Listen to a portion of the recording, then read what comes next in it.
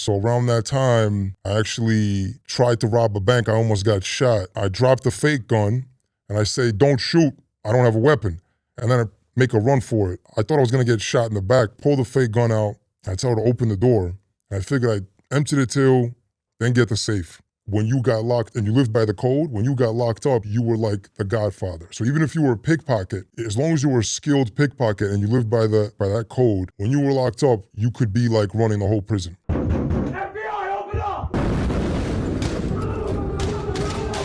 FBI swarming a Miami house and taking a man into custody in the area of Southwest. So say goodnight to the bad guy. The agency says the 28-year-old was picked up after the grand jury indicted him and 5 others. Mike, welcome to Honor Among Thieves. Nelson, thank you for having me, brother. This place looks great. Thank you. Yeah. So we planned this like 4 or 5 months ago. I mean, we've had this on the schedule for a minute. Yeah, man. It's a great way to start the new year for sure with a pretty exciting story like yours, very unique. Only guy I've ever had on that no one's gonna know their true identity, so that's cool. Oh yeah, I should probably address that. Yeah, So sure. To start off, my name is Mike Mazursky. Did a 4.5-year bid overseas in Israel for a string of heists. Wrote this book while I was locked up. Once upon a time in Tel Aviv, a bank robber story. After I got out of prison, I left Israel. I moved to a place where I have a clean record, changed my whole life, got a clean job, legit income. Everything's on the up and up.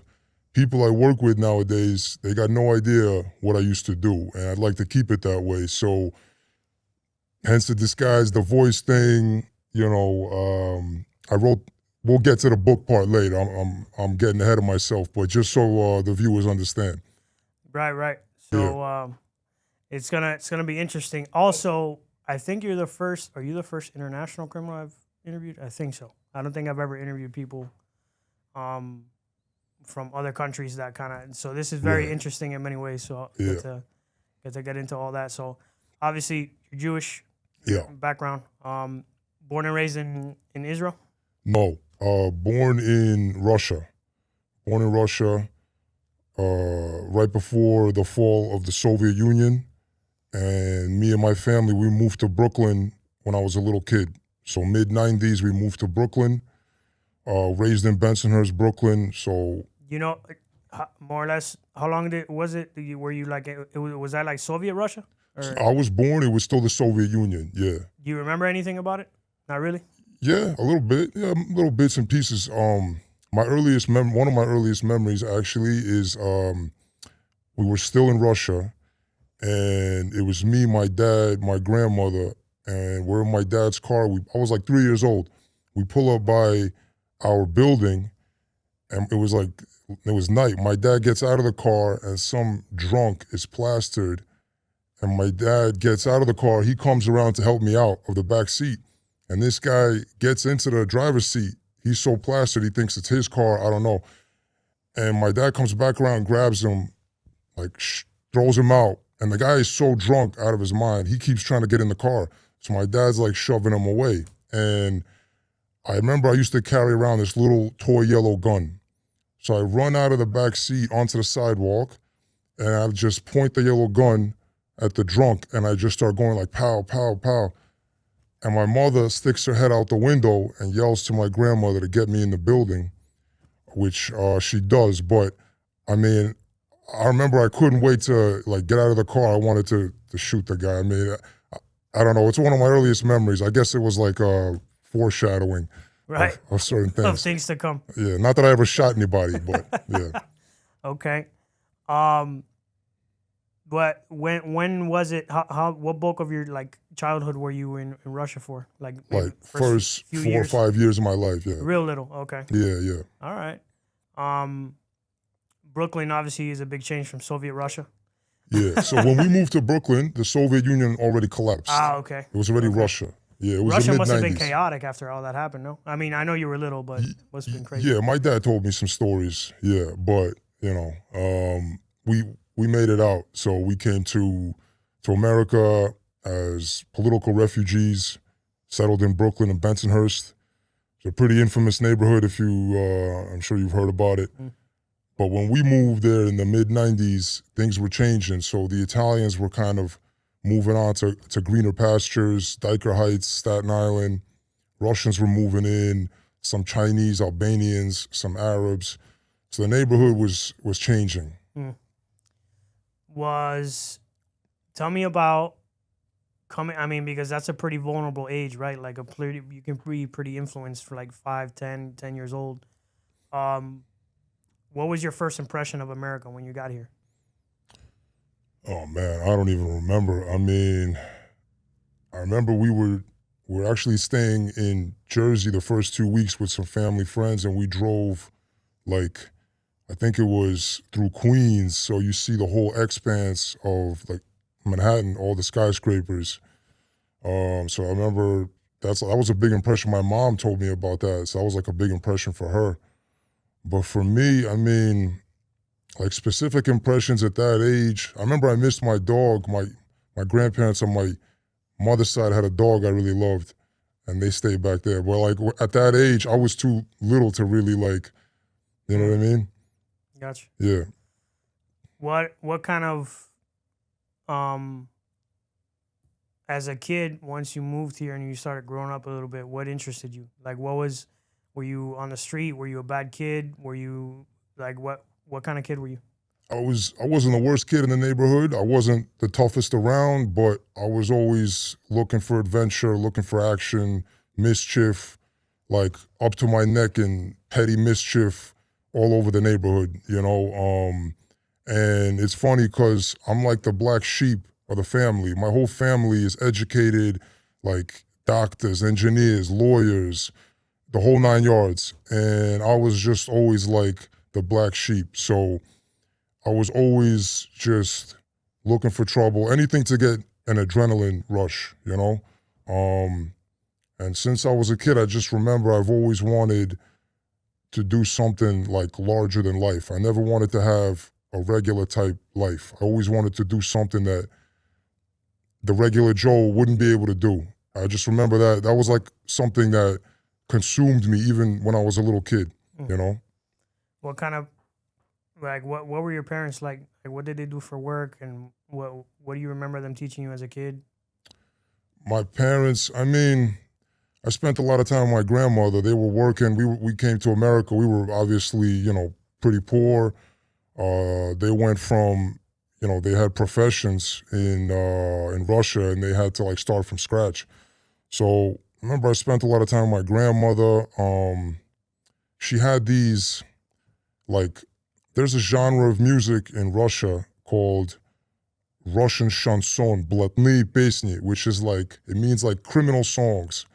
And it's sort of like, kind of like folk music, but it glamorizes the criminal life. It glamorizes a certain subculture that we'll get into later. And my grandmother had these tapes, and I would listen to them when I was a kid, and I actually like would memorize some of the songs and would like stand up in the middle of the living room and start singing them. And my mother still hasn't forgiven my dad for letting me listen to that shit. But yeah, so, you know, I guess that was like subconsciously maybe that did something. But my parents, they're honest people. They're like salt of the earth. Honest people, hardworking, educated. So you know that song Mama Tried? Yeah. So who sings that? Johnny Paycheck or something? Yeah. There you go. Okay. Coming into school as like an immigrant kid, what was that like? There were so many Russians in the neighborhood that I went to a public school, but the public school had a special program for Russian-speaking kids. So basically up until junior high school, I was only around other Russian-speaking kids. But we spoke English to each other. Like English overtook Russian as my native language. But we were all immigrant kids from Russia, from that part of the world, you know? So, you know, I mean, I had like a little crew. I was always trying to like get us into trouble. By the time I was like 15, 16, we all grew apart. Everybody had different interests, you know? So some people grew out of that phase and some people obviously did not. But yeah, it was a good neighborhood. It was like a good, normal kind of like working class type neighborhood. But the the Russian immigrants were all educated and they were kind of forced to be working class while they kind of built themselves back up. I can relate because in Miami, it was nothing but Cuban kids when I was growing up. So, you know, it was weird because our parents were all immigrants and some of us were born in Cuba, some of us were born here, but we didn't feel out of place, even though we were all immigrant kids, you know, so it's, I can relate to that. It's weird how, it's cool actually how America's such a melting pot, how somehow you're not from here, but you don't feel out of place, you know? Yeah. I mean, Cubans and Russians have a lot in common. Oh, yeah. Fleeing communism, all that, so. Most definitely, yeah. There's a whole generation of Cubans that it was like a trend to give them Russian names. Yeah, I know about that. You got a lot of like Vladimirs and Natashas, and Petrinkas, all that stuff. Yeah. A lot of Russians, a lot of Cubans that speak Russian from that generation too, from like the 70s-ish, that era. My grandfather was in Cuba. Oh, really? He was an engineer in the Soviet Union. Like he engineered airplanes, and they sent him to Cuba on a business trip one time. Oh, wow. Yeah. Look at that. Yeah. That's cool. You'd have a trip with some of my family members. They like talking about all the old times and all this stuff. I had an aunt. She was great. She used to sell whatever she could to the Russians while they were on Cuba. Like, oh yeah, you know, yeah, because you know everything's an underground market in communism. So she had like clothing and deodorant and soap and all kinds of American shit. And the Russians would always be they would come around her spot to buy different stuff. She had like a little underground shop. It was funny. The stories that my family have told me, it's crazy. All right, so it's mainly a Russian neighborhood. You got a lot of Russian friends. Were there any instances where there was maybe some big shots on the block that you looked up to that were criminals already? Or maybe did any of that influence you, anything like that? Nah, I didn't really see too much of that type of thing growing up. But growing up, I was always drawn to stories of bank robbers. Like the Dillinger era, the Stopwatch Gang. There's actually a legendary Florida bank robber, John Ashley. I don't know if you ever heard of him. So those stories, I was always drawn to them. And it wasn't necessarily like plan A, I'm gonna grow up and be a bank robber, because obviously that never has a happy ending. But it was always like, if things don't work out, plan B, you know what I mean? So, yeah. Okay. Yeah. When, at what age as a kid do you start getting into trouble? Or do you ever get into trouble as a kid? The only time I got caught before my arrest in Israel, I was 14 and I beat up some kid in the neighborhood, some Italian kid. And like a week later, we got a call from the precinct and they said for me to come in. So we came in and they just talked to me, but they said like, it's gonna count as an arrest, but if you don't get into trouble, we're gonna take it off your record, which I guess they did. But that was the only time I got caught. I actually never got caught up until I got caught and went away. But so I guess I was pretty slick. Yeah. All right. Yeah. It works until it doesn't, I guess. Right? Yeah, absolutely. So as an adult, did you graduate high school? Yeah. Obviously you're already thinking differently than most kids. You want to do something different with your life. What draws you? I mean, what were your plans at that point once you finished school? Like, what were you thinking? So growing up, I always had this vague notion in my mind that I'm gonna grow up, graduate high school, and go become a Navy SEAL. Okay. That was like a vague idea I had. Now, bear in mind, I was a kid, so I wasn't actually drawn to anything that had to do with the military. It was like too much structure, but it was just a vague idea. Never took it serious. Wasn't really, honestly, too interested in it. I just thought this is like something that's bigger than life that, that would be something I could do. But I was like, even though I had this goal, I was really drawn to stories of bank robbers, of true crime stories, stuff like that. And I remember when I was like around 17, 18, I had some like minor health issues, like stomach issues, like bullshit stomach issues. And I was thinking, all right, it's not a good idea to enlist in the military right now. So I was like, well, I guess I went to a city college, enrolled, and I remember this may sound nuts, but like for most people, maybe going to college is like a source of pride. But for me, I was just like, embarrassed with myself. I was like, what am I doing with my life? I was supposed to do something big. Here I am, like sitting in college. Like to me, that was like the word college kid was like an insult to me. I was like, this no disrespect to people that go to college, but right. But you felt like you were meant for bigger things. I just felt like this isn't what I'm supposed to do. And like, I didn't want an ordinary life, you know? And I remember sitting, I was like 18, depressed, and I was sitting there and I was thinking, what am I gonna do? Like, all right, I'm in college, you know, I guess I'll graduate, but what am I gonna do? Like, how am I gonna get up in the morning? What's gonna make the blood flow, you know? And I remember I said, you know what? I'm gonna rob a bank. And I was 18 and I was dead serious. I was like, I'm gonna do it. I'm gonna rob a bank. So I started plotting. And it took me like 2 years to actually do it. But I started scoping out banks. I started. All in America? Yeah. Okay. So at first I was thinking I would like drill through the ceiling with an acetylene torch, or fucking like take over the bank in the morning with a stolen car, get them to open the vault. Eventually I realized that doesn't match up with my current skill set. So I was like, let me keep it simple. I walk in, you know, ask for the money, walk out. Tried and true method, you know. So I remember I was like, so when I actually did it, I was a few months shy of my 21st birthday. And what happened was I was supposed to do it like a few weeks or months before, but logistically it didn't work out. But what happened was the night before I was supposed to do it, I couldn't sleep. I was so nervous. And then that morning, I couldn't do it. So I had to postpone it like a few weeks, a few months. And then that second night, I slept like a baby. It's like I got it all out of my system. And I had like a New York Yankee hat, kind of like this, Howard Stern wig. I had a car that I sort of borrowed. It wasn't stolen, a borrowed car. I put stolen tags on the car. I drove out of the city. This wasn't in New York City, but it wasn't far away. Park like around, it was a nice area. I scoped the bank out. It was like a residential area. I park around the corner. And for any would-be crime fighters, I'm looking at you, statute of limitations expired, so you're out of luck. But I park around the corner. I walk in.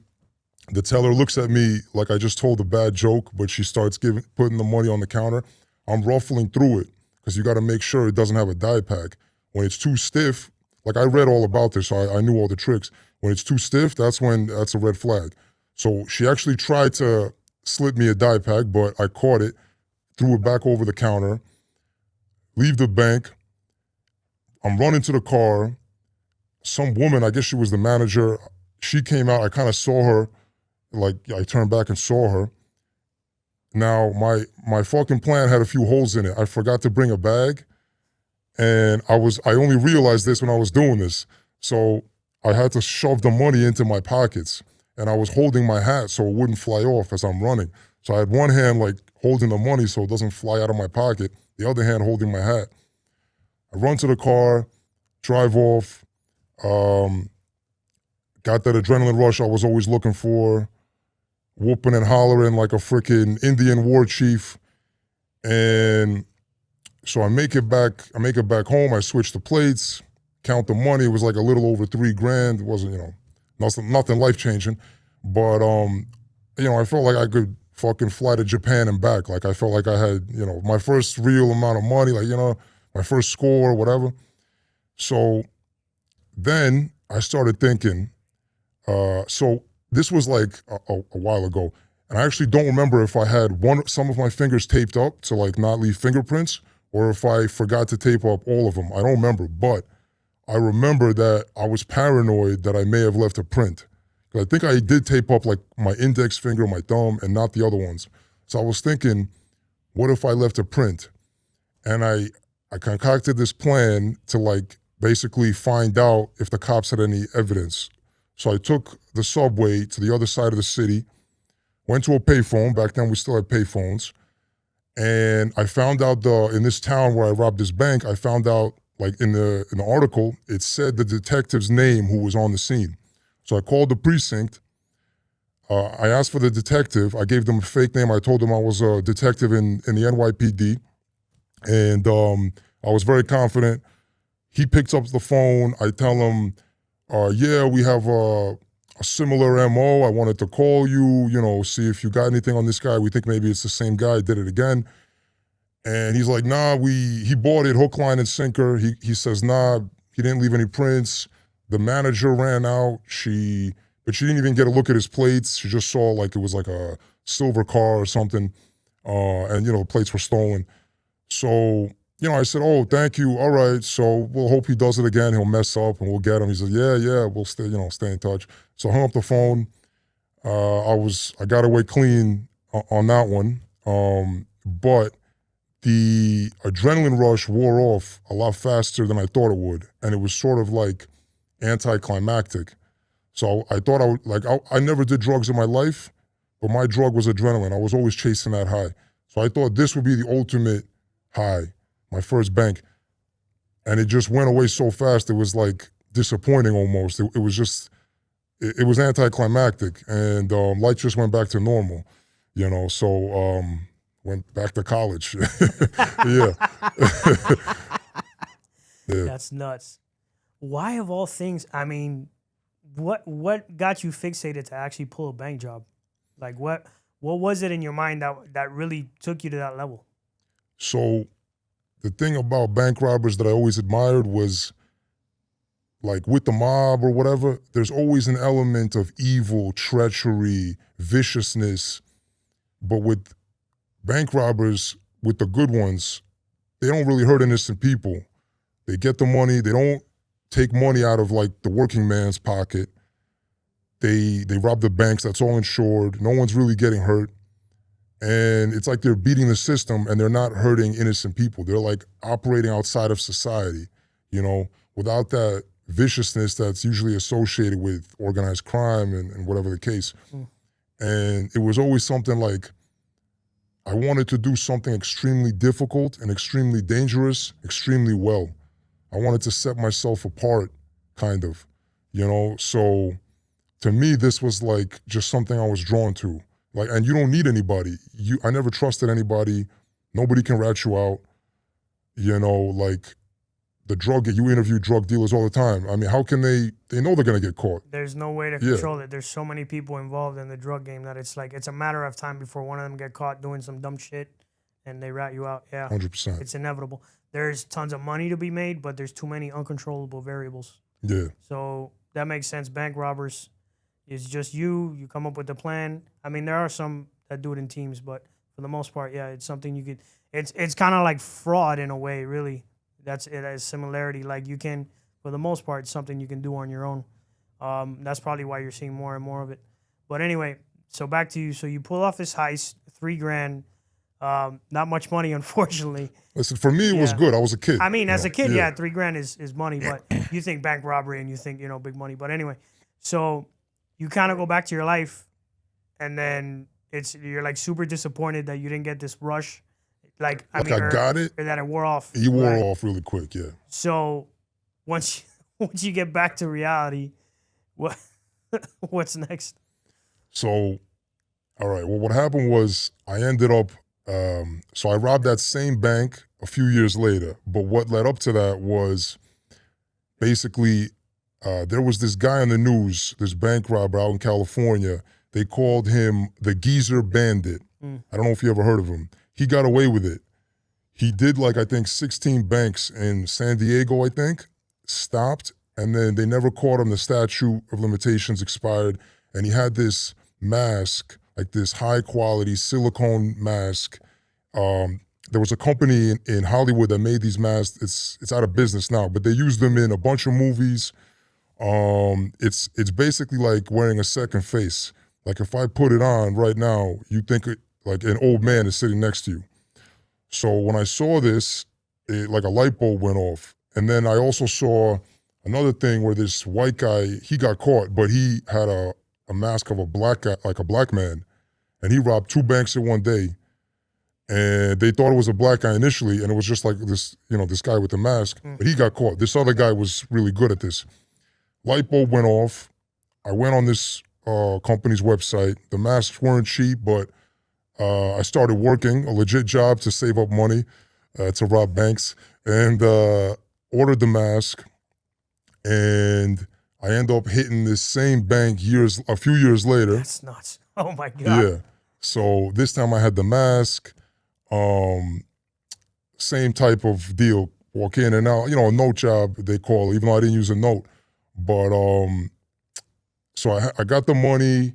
I was a kid. I was still living with my parents, and I was probably like 21, 22, I think. And I remember my mother found like an attaché case with money in my closet, a fake gun, even though I don't think I used the fake gun on the job, but a fake gun, the mask, everything. And she was like, right away, she knew what I was doing because, she knows me better than anybody.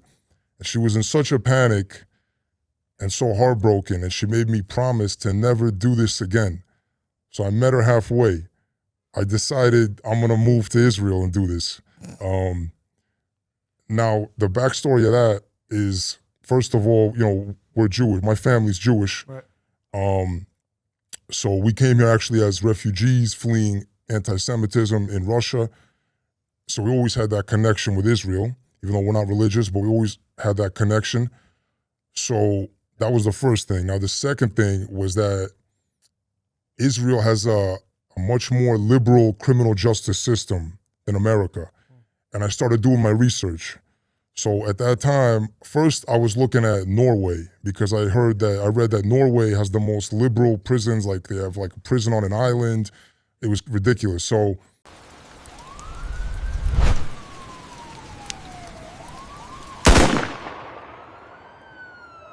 yeah, the Scandinavians are infamous for that whole. A good TV show that I saw was Lilyhammer. I love that show. Fantastic. Yeah, right? I love that show. And it was weird because it was like another dimension of The Sopranos, right? Like it was great. Yeah. Steve Van Zandt basically played the same character, but it was a different character. Yeah. But yeah, that show exposed me to their whole justice system and all that and how lax it is. So yeah, that actually that's not a bad plan. I actually flew to Norway. I got a funny story with that, but maybe I'll leave that one out for now. But so I actually flew to Norway, was there for like 5 days, scoping things out, but didn't pan out. But I flew back to New York. So I started thinking, all right, Norway doesn't make sense. Like I got no connection to Norway. And I was there, I flew there in like December. So the streets were covered with ice. So yeah, it's it must have been freezing cold.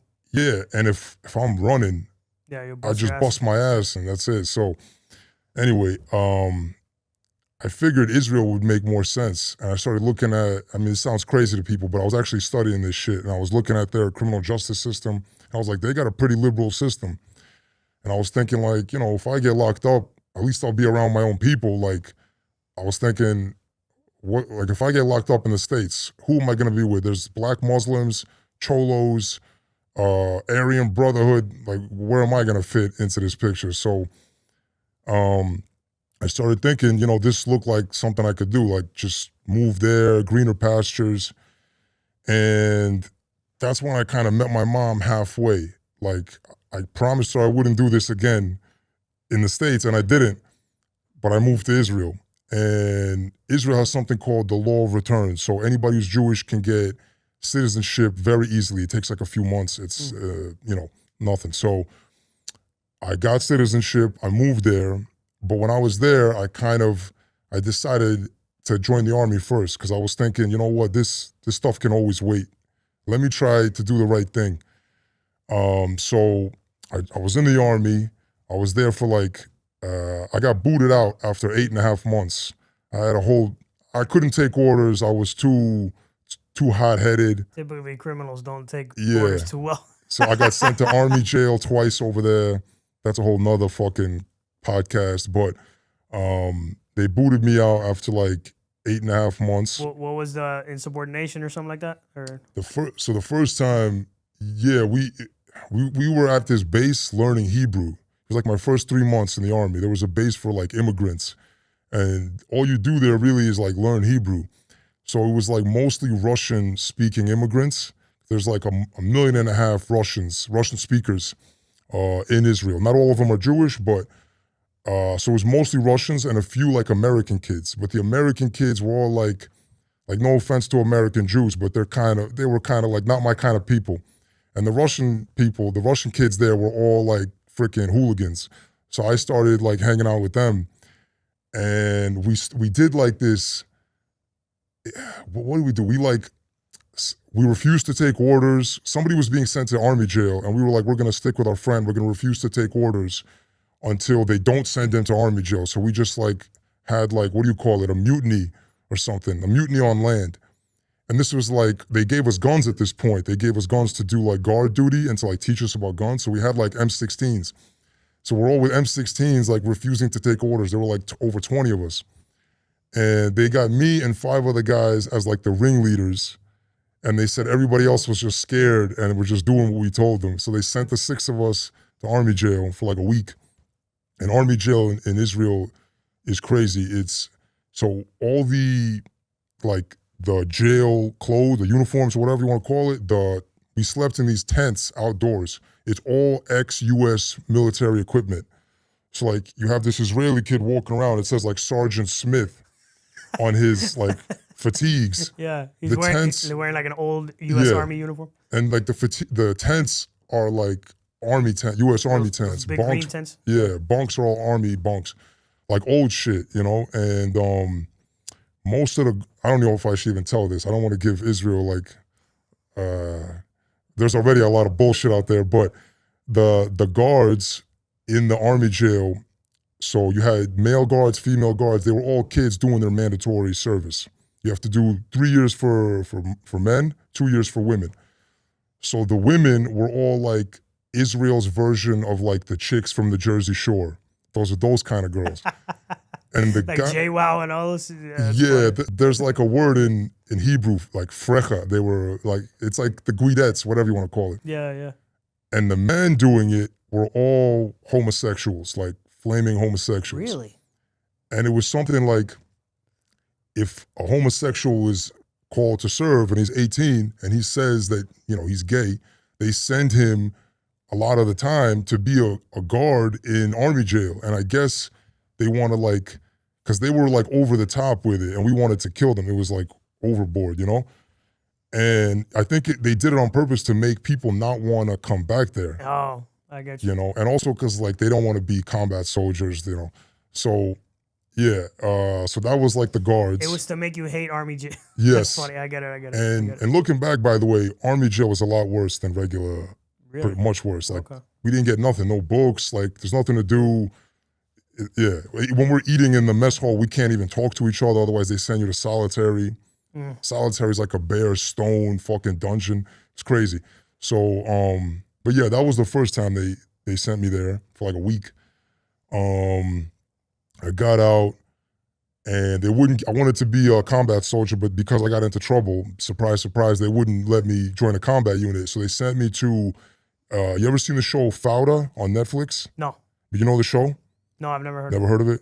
It's a big hit show about this special unit in the Israeli military, and they go undercover as Arabs. They like infiltrate these Arab like cities and terrorist organizations, whatever. That's a real unit called Duvdevan. It means cherry in Hebrew. I was sent to this unit to work logistics, like nothing combat related, just to work logistics in a storage unit.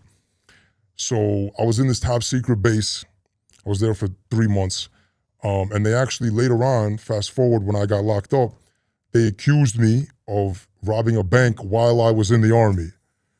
Now, the irony of that story is just crazy. Yeah. So they actually dropped the accusation. But what I will say, I'll let sleeping dogs lie, but what I will say about that is I was living in, it's something called a Beit Chayal. It's like a hostel for lone soldiers. So basically in Israel, everybody's got to serve. So these kids that are serving, it's not a career like in America. They're just living with their parents, they serve, and you know they don't really make any money. So people that come over from different countries, they have nobody to stay with. So they have these dorm rooms like for lone soldiers, soldiers without families in the country. So I was staying in this dorm house next to Tel Aviv, And so basically think like college with like guys have M16s and micro Tavor rifles and shit like that. So I was staying there and I was going to base for the week and coming back on the weekend. So they accused me of hitting the bank while I was in the Army later on. I'll just say I had an attaché case full of money. Everybody around me's broke. All my friends were broke because they barely pay you. So guys don't have money for cigarettes basically. And I had like an attaché case filled with cash. So I felt like a made man.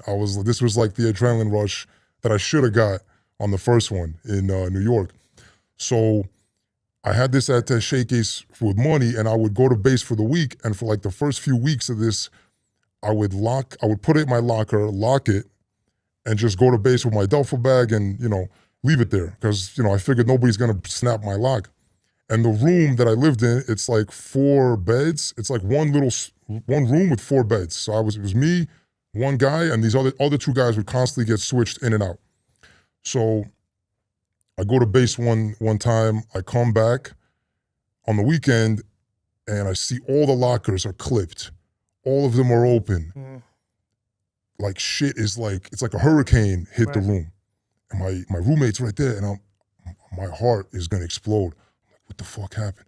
And he goes, yeah, the military police was here. Some guys were doing drugs. They were looking for drugs. I look through my locker. It's still there. The attaché case is there. Wow. So I take it. Miracle. I go to the bathroom. I lock the door. I count the money. The money's all there. They missed it. They had dogs and everything, but they were only looking for drugs. So I was like, Jesus Christ. Like I come out, I was flipping out, and my roommate's like, what's the matter with you? Like, what are you worried about? Like, what's wrong with you? I was like, don't worry, I'm fine. So I was like, all right, from now on, I was thinking to myself, I'm taking this with me. So I would put it in my duffel bag, lug it to base, leave it in we had like little rooms like on the base, leave it there, lock the duffel bag with like a little lock. Nobody ever touched it. But that was a funny story with that, yeah. All right. So how long total? You said you did 8 months before you got kicked out of the military? 8.5, yeah. Okay. And then you spent a week in the Army jail? First time was a week. Second time, before I got kicked out, the second time was like 16 days. Okay. Yeah. And then after the 16 days, that's it? They kicked you out and you were on your own? They didn't kick me out right away. They kicked me out like a week or 2 after or something like that. But yeah, they booted me out. I was still living in the hostel for like 3 months. Dorms, yeah. They let me live there for like 3 months. What I did, first I got a job as a bouncer in Tel Aviv because I'm like average size in States. In Israel, I'm kind of big. People are smaller over there. So I got a job as a bouncer. I did that for like 3 weeks, and then I was like, fuck that shit. On to something else. But yeah, so I delayed the inevitable with the Army service, but it's like a self-fulfilling prophecy, yeah. So I'm assuming you get a taste of like working a regular job, the Army, all that stuff, and you're like, all right, I'm gonna do this. So you started at that point. Did you start planning the next heist? So yeah, later on they accused me of. I'll fast forward a little bit. No. Tell me. What do they accuse you of? So later on, when I got pinched, they accused me of 7 heists over the course of 3 years. I was eventually indicted for 5. Okay. But I'll just fast forward to the one that was on the indictment. Basically, let's just say I was living that life for a bit. I was back and forth. I was in Israel for a bit, then I'd fly back to New York. I got you. Okay. Yeah. And all this time you were allegedly pulling jobs. I was in the life, man. I was basically in it. At one point, this was probably 8 months after 9 months after I got kicked out of the Army. I was back in Israel. I met this girl. We got serious pretty quick. And so around that time, I actually tried to rob a bank. I almost got shot. What happened was I walk into this, I scoped it out. I didn't see any, because a lot of banks in Israel, they have guards, armed guards. And I would scope them out and make sure to be no armed guards, obviously. Because all right, let me backtrack a bit. I always use the fake gun Never used the real gun because I never wanted to hurt nobody. Two, you don't really need it because I don't want to get into shootouts. Like, this isn't Heat. It's not a movie. So you don't really need it. As long as it looks real, people think it's real, they'll give you the money. Like, bank tellers are trained to cooperate with bank robbers. So I never used the real gun. I had the mask that I told you about, and I don't remember if at this point I already had, I think I got I basically ordered these fake old man gloves, like these silicone from the same company. So I would wear them and it just looked like, because instead of wearing gloves, you literally have the hands of an old man. So it was beautiful. So it actually looks like you're an old man. Yeah, and as long as you wear like long sleeves, button-up shirt or whatever, and you have to wear shades to cover the eye slits. So I don't remember. I think I got the gloves actually after this job where I almost got shot. But what happened was, I scoped this bank out. I thought it didn't have any armed guards. I go in, come up to the teller, tell her to hand over the money. She ignores me. Pull out the fake piece. She flips out. All of a sudden, I hear from the other side of the bank. I don't even remember if he was speaking English or Hebrew. I don't remember, but don't move. You don't need to be a linguist. So he's pointing a gun at me. I turn around and I drop the fake gun and I say, "Don't shoot. I don't have a weapon." And then I make a run for it. I thought I was gonna get shot in the back, but I didn't. I make it to the car. So what I would do is I'd rent a car, get stolen, like I'd steal plates, switch the plates out. So that way, obviously if they see the plates, no big deal. Parked it around the corner. I was even so paranoid, I would put like black tape over the VIN number, just in case like a camera caught it or some shit. So I got to the car, make it back home, I switched the plates, got away clean, no money obviously, but I dropped the fake gun. And I never thought I would drop it, so I had, like, my prints might have been on it. I was thinking like maybe I touched it without gloves, whatever. So I was really paranoid. Kissed my girlfriend goodbye, fly back to New York. And I was kind of, for a few months, I was in the States trying to I was always trying to get out of the life, trying to do something else, but I was always half-assing it. So after a few months, I was like, my money ran out. I missed my girl. I missed Tel Aviv. I was just like, I got to go back. So I was thinking, if they pinch me, they pinch me. I'm going to fly back and whatever happens, happens.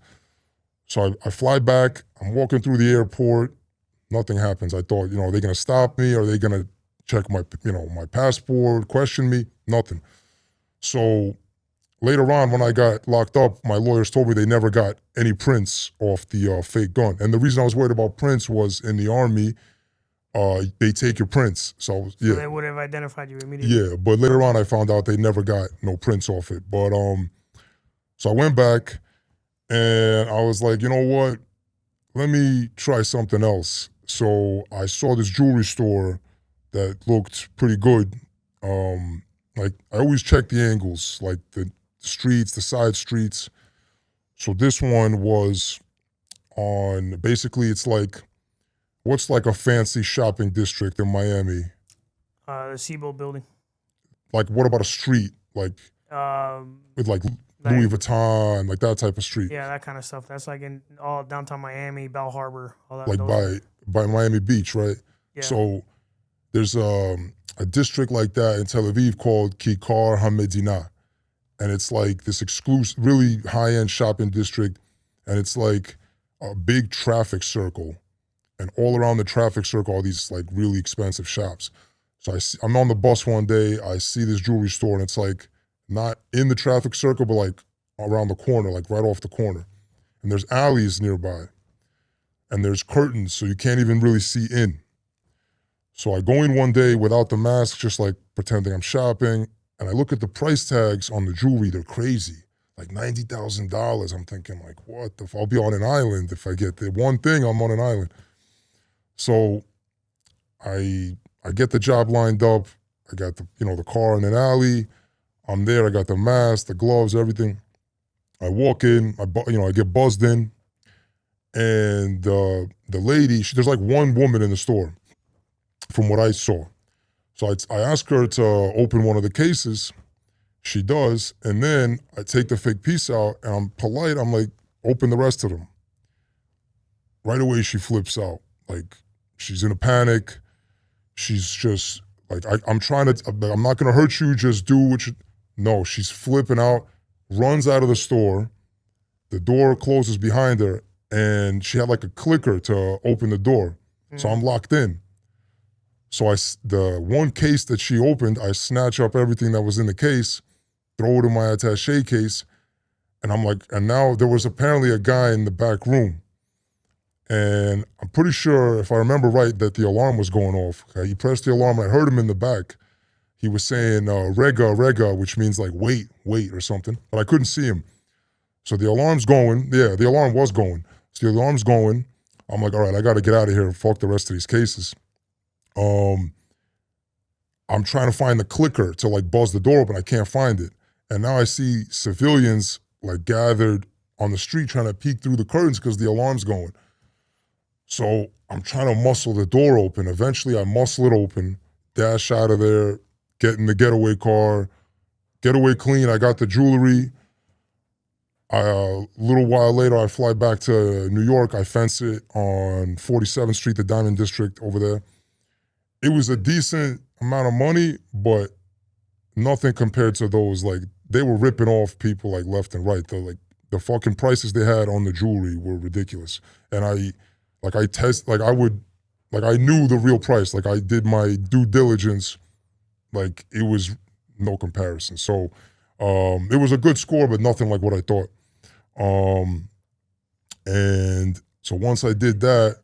How much did you get once you sold everything, how much did you make? I'll let people read the book. Right, I don't want to give up all my secrets. I got you. But it was all right, for the time. And so during this whole period, I was always living beyond my means. So I was always in debt. So I was always paying off credit card debt. Fast money. Yeah. It goes out as soon as you make it. 100%. And most of the time, this money was just paying off debt, and then I just lived beyond my means and like make another score.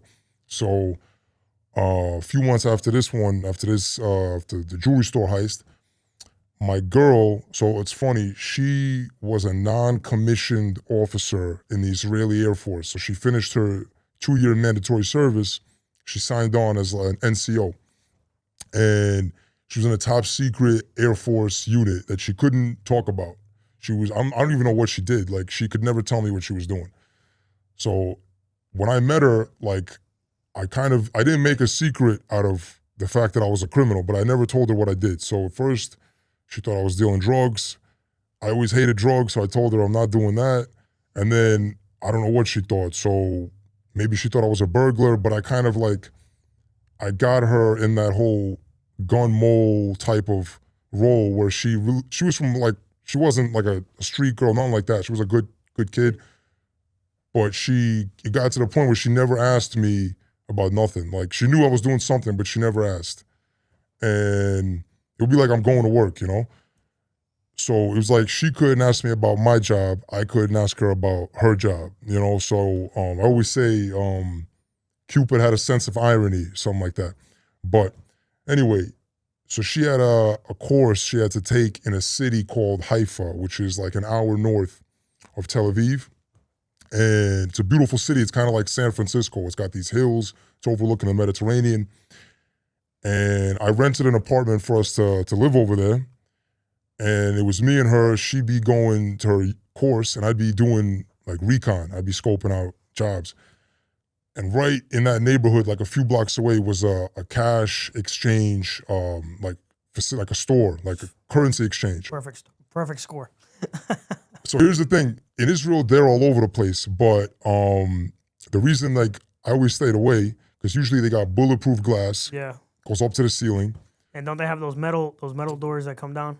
Maybe. Yeah, I never even seen that. But in South America, that's common. I've been to Colombia and a couple other places, and they have, the metal shutters like when you're closing shop. But with theirs, it's like easy access in case they're like, in case there's a robbery, they just press a button. Yeah, I seen that on TV. So over here, most of them, they got the bulletproof glass going up to the ceiling.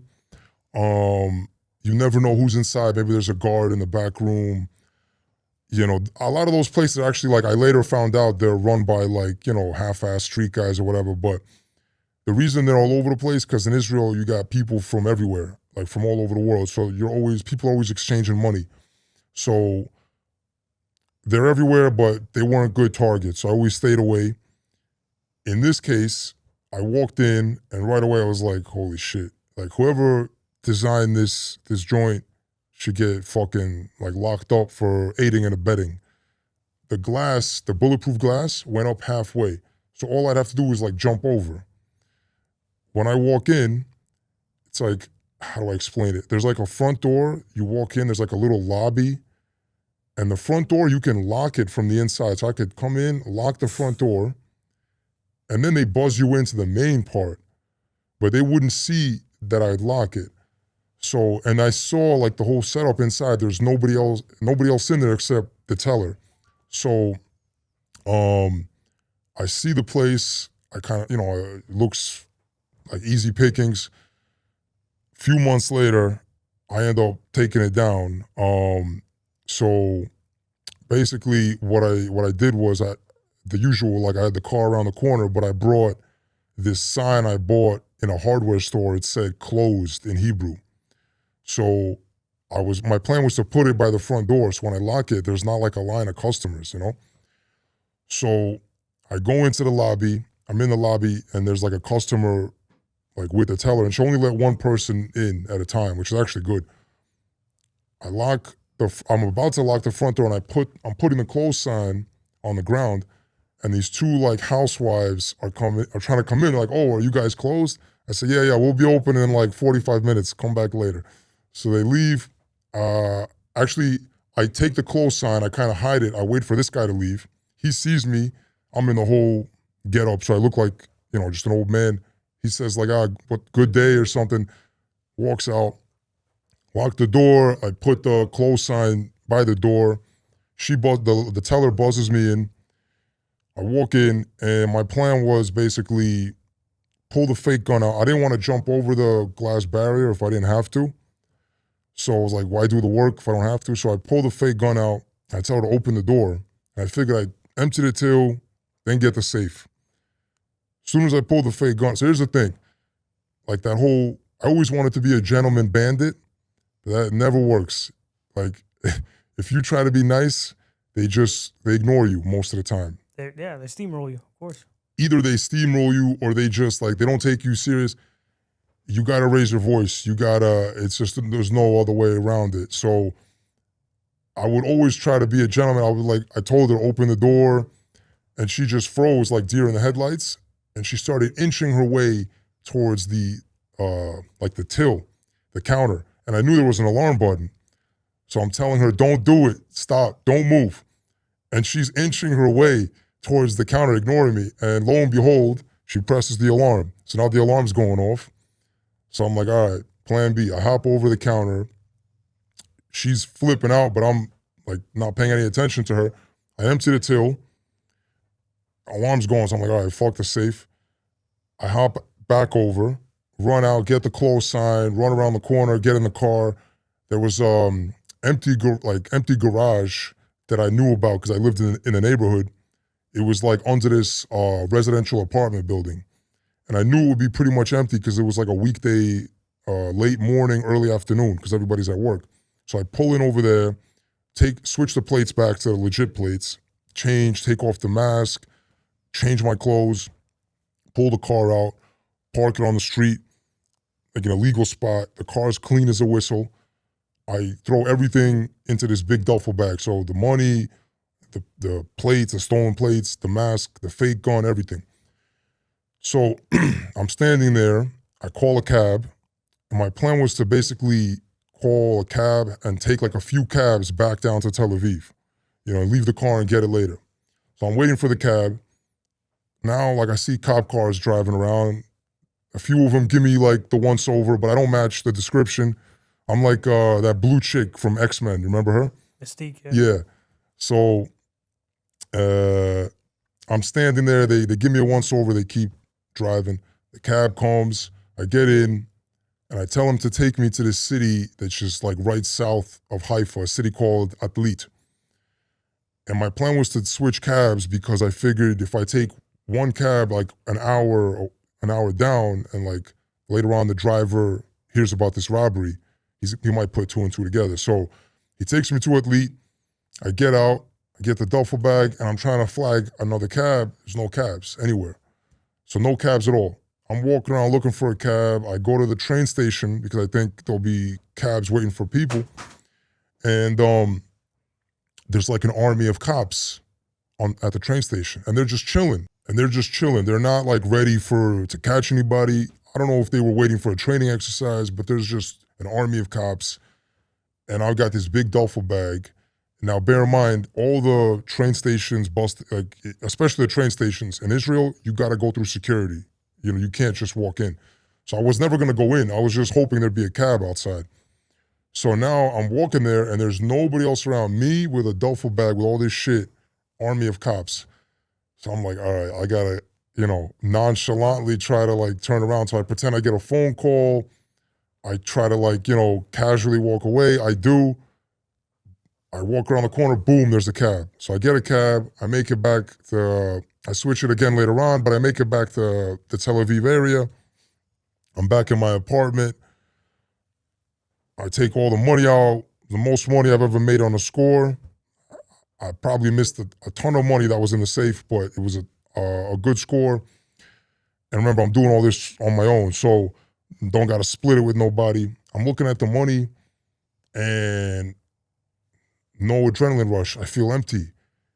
And I realized what it is, like the guilt of scaring that woman halfway to death. Like she was petrified. She was like, she screamed when I jumped over the glass barrier, like I was going for her children. Like I was just going for the till. I didn't, obviously I didn't touch her, I never hurt nobody, but I couldn't get that look of fear out of my mind. And it was killing me. And I couldn't even enjoy like all this money that I got away with. So what did I do? I think I took the train or I took a taxi back to Haifa because I needed to get the rental car back. So obviously I didn't want to, take it back right away because, what if somebody got a look at it? So now it's later on, it's dark, it's evening, nighttime. I get there, I get the rental car, I'm driving back. I start to feel a little bit better. I'm driving up to Tel Aviv, I see the lights of the city. I kind of felt like fucking Neil McCauley in that scene in Heat when Pacino pulls him over and they go for that cup of coffee. So it was like driving was always like therapeutic for me, especially at night. So, I got away with it, but I remember that night when I fell asleep, the last thing I saw was her petrified face. So it was like, I always had like a healthy amount of guilt for scaring people halfway to death, but I always like repressed it and buried it as deep down as I could. So I just remember that was like the last thing I saw that night when I went to sleep. So yeah, I'll never forget. But so up until that point in the other heist, you hadn't had like such an intense reaction from a person? The jewelry store heist, the one I did before this one, she also flipped out, but for some reason I didn't feel that same level of guilt in that one. Maybe because it was like she just like ran out, and it was almost like, not to make light of her experience, it was not comical, but it was almost like a Three Stooges type of fucking thing, Whereas here, like I literally saw the look on her face when I hopped over the glass barrier. It just stood with me more. And what's ironic, later when I got locked up and I was going through my case, my lawyers told me that the woman from the cash exchange said she was fine. She said she didn't have any trauma, like no psychological trauma, nothing. Whereas the woman from the jewelry store said that she was like very psychologically, like PTSD, like stuff. Traumatized by it. And that really hit me hard later because I never wanted to hurt nobody, much less like what I did at the time mentally. I would say, look, I'm not hurting nobody. But later on, I had to come to terms with the fact that psychological trauma can be just as bad, not just as bad, but maybe just as bad. I don't know. So I kind of came to terms with that and realized that that's something as well. But So that's the irony of it. She actually later stated that she was more affected by it, and the woman from the cash exchange said she was fine. So, but yeah, man. This is Heist 2 of 5? Out of the indictment? Yeah, no. So this was 3. The first one was the attempt, where I almost got shot. Gotcha. Yeah. Gotcha. Okay. So you get away clean. You're dealing with all this guilt, right? Are you considering not doing it anymore?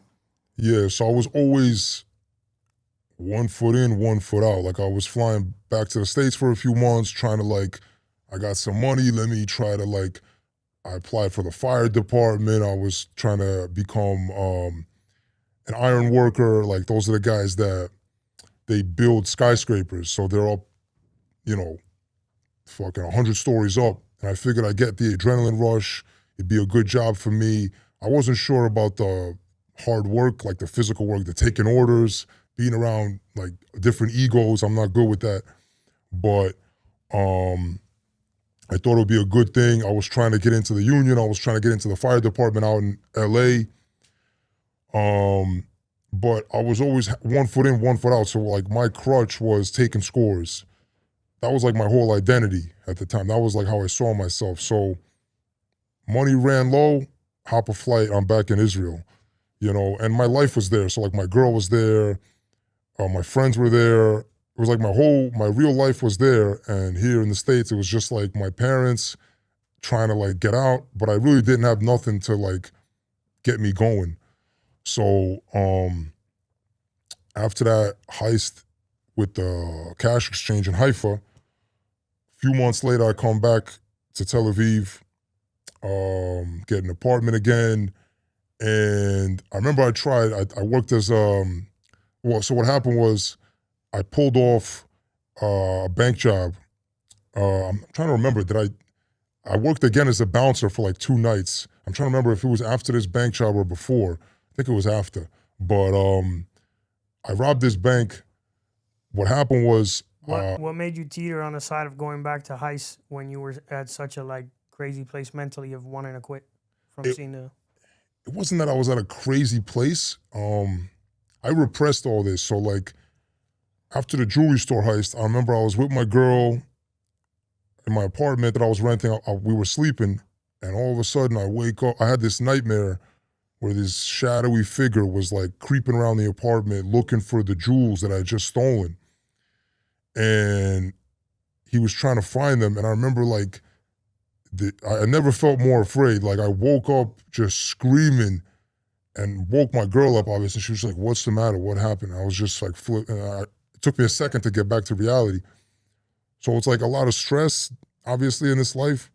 But I repressed it. So I was actually fine. I repressed it, and I was good at like compartmentalizing. So I could like have a score in the morning, and the night before I'd go to dinner, have a nice night, have like a steak dinner, like try to enjoy myself in case things don't go so well the next day. And I wouldn't even get the butterflies till I was like right about to do it. Like I would compartmentalize things. And what made me go back was like, this was like my identity. This was how I made a living.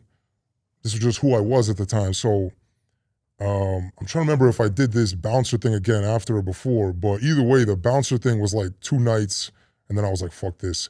But what was funny with this bouncer job was they had me working at this nightclub in Tel Aviv, and a lot of these bouncers are armed, but I wasn't armed. You know, you have to go through a course. I was just kind of there. And the night was over. Everybody wanted to go home. And I was like, I just started doing this. I was 2 nights in. And the guy, I was low man on the totem pole. So the guy, the main guy was like, hey, stick around, wait, they're going to count all the money from the night.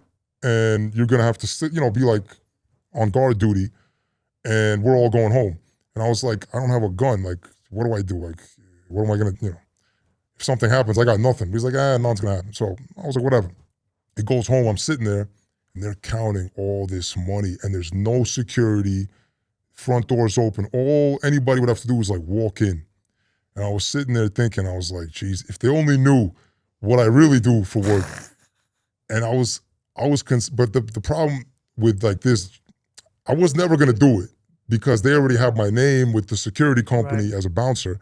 So if something would have happened, they would have pulled up all the names and everybody would have gotten put under a microscope. But other than that, logistically, it would have been the easiest thing in the world. As long as I made sure that there wasn't an armed guard. If it was somebody like me with no gun, then, you know. But anyway, so I did that for 2 nights and I was like, fuck this. And then I think before or after, I don't remember, but I robbed this bank. So what happened with this one, I had my eye on another score, but it wasn't working out logistically. So like the morning of, I was like, fuck this, let me just do something. I'm tired of like, you want to get that adrenaline, you want to get it over with, you know? So I drive to this city, Rishon LeZion. It's next to Tel Aviv. I had this bank that I knew about. The angles were good. I parked the car around the corner. I walk in. There's nobody there. I walk up to the teller, tell her to give me the money. And she was like a real feisty type, like teller. She didn't give a fuck. She was like giving me an attitude. And I was kind of impressed with her. I was thinking like, should I tell her to like join up with me? But I pulled a fake gun out. She wasn't worried at all, but she like put the money on the counter. I put it in the bag. I ruffled through it. I thought I was good to go, but I walk out of the bank. I lightly jog around the corner to the car. I hear a loud pop, and there's like red smoke billowing out of the attaché case like a fucking bat out of hell. It literally blew a hole through the attaché case. So I open the car door. I put the attaché case facing down so the smoke doesn't fill up the car. I close the door, start the car. It took every ounce of willpower not to gun that fucking thing like Vin Diesel. So I drive off nice and slow. And this is the first time anybody's ever, like a teller's ever slipped one past the goalie, first time. And I was a little disappointed in myself, but I drive off a few blocks away. I pull over in a quiet street and I think, all right, I got to get rid of that die pack because for all I know, it doubles as a GPS device because sometimes they do that too. So I put on these rubber gloves I had. So at this point, I took off everything, the silicone mask, the silicone gloves. I go through the money. I find the die pack. I walk out of the car. I go to the sewer. I throw it in the sewer. I walk back to the car. I kept expecting fucking SWAT to like come in from every corner, but nothing happens. None of the smoke gets on the mask because like right away I flip the attaché case facing down. So I make it back to Tel Aviv. I used this like lot. I had like a garage I used. I had everything set up to like switch the plates. So I switched the plates, got away clean. Most of the money's covered in fucking red paint though. So now I'm thinking, all right, I gotta clean this paint off. So I get acetone and I sit there trying to clean the paint off. It's a losing battle. So I come up with this plan, like some of the money was lightly stained and it's a little bit passable, not too much though. So I was like, all right, this is what I'm gonna do. I start taking taxi rides all around Tel Aviv and I make small talk with the driver. I tell him I'm a taxi driver from Canada. I become friends with them and I take these short rides and I give them these 200 shekel notes. And because we're like buddies now, sometimes they wouldn't even say nothing about the red blotches. But if they would, I'd be like, it was my daughter. She was playing with crayons. So they give me the change and this way I'd clean the money. So I'm taking these rides. And then at one point, we're by the beach in Tel Aviv, kind of like, what's the famous street over here? Ocean Drive. Ocean Drive, kind of like around there, the Tel Aviv version. And I see this freaking cash exchange machine. It's like an ATM machine, but it's just for exchanging money to different currencies. I never knew this even existed. So everything I've done up until this point was a complete waste of time. I take all the money, I exchange all of it, no problem. The bills that were like too damaged, I just I burned them in the bathroom sink, and it actually spiced up the job. Like I was a little disappointed that she slipped one past the goalie, but it made it more fun because like you do something often enough, it becomes almost like another day in the office. Right. So a few months later, so this was the last job I pulled before I ended up getting locked up. I found another cash exchange in this city called Cholon, which is right south of Tel Aviv. And I stumbled on it by accident. I walked in. Again, like the setup was just ripe for the taking. You walk in, and like to the right is like the till with the bulletproof glass, but it goes to the ceiling. But what made this place vulnerable was they had like a back, like a office area, which was just like right there, open. And I was there and I saw this, I think I was there in the morning, and I saw that like the main guy that works the till, he would just be hanging out in the office area with like some leggy, good-looking secretary. And when somebody would come in, he would go and open the door and go into the till. So like the cashier section. So you could literally come in, pull out the fake gun, tell them to go in there, open the safe, what have you. So it was like a huge gap in their security. So I come back, I would watch the place in the morning, and I would make sure that he would open the place up by himself. The secretary would come in like half an hour later, so I had like this window when this guy would be alone, which is obviously better, less people to worry about. And so for some reason, this guy, something about him like really rubbed me the wrong way. Like he was a really cocky type dude, and he would pull up in this like white sports car. He was really kind of flashy, but something about him rubbed me the wrong way because he was flashy and kind of cocky, but I could tell that he was sort of like a basket full of kittens. Like he was harmless, but he had this air of like arrogance, and it was like unearned arrogance because like I felt like he wasn't going to be this way if things weren't going so good. You know what I mean? Like Wall Street type arrogance. You know what I mean?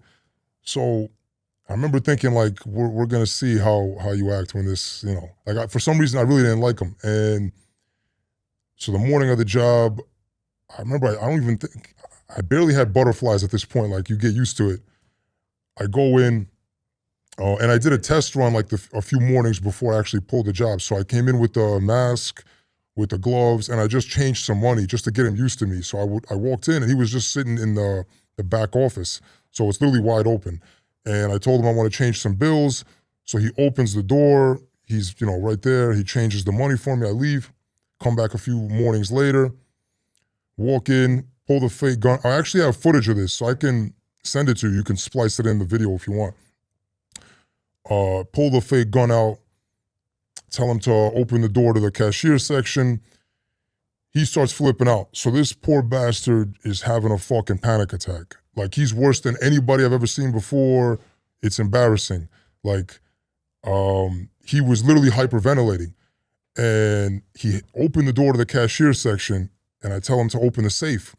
And he can't get the combination in because he's so fucking nervous. He's literally like hyperventilating. And I'm just telling him, like, relax, I'm not gonna hurt you, just open it. And I think I even like lightly tapped him on the shoulder. I was like, trying to get him to like, to fucking open the safe. Finally, he gets it open. And I remember he was even, before he got it open, he got some spunk. He was like, okay. And he got it open. And then he climbed under the desk and just started moaning, like I don't know why. And I didn't tell him to do that. And I was like, what the fuck? I was like embarrassed for him. I was like, what are you doing? Empty the safe, put it all in the anti-shade case, like run out, jog out, whatever. My car's around the corner. I get in the car. I just remember being like, no offense to the guy if he's watching, hope he's doing good, but I was really embarrassed for him. Like I never seen anything like this. But I get in the car, really smooth job, one of the smoothest jobs I'd ever pulled. Good score, had him open the safe. And this job made me overconfident because it was so smooth.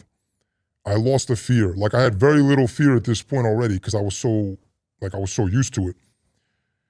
And after this one, I think I lost like all the fear. And the way I got caught was 2 months later. I won't tell the whole story. I'll leave that for when they hopefully read the book, because honestly, this isn't my favorite part of the story. But I was allegedly scoping out something not too far from this area, and people kind of the neighborhood was on high alert. This was a few months later, And well, I'll let them. Hopefully, they read the book.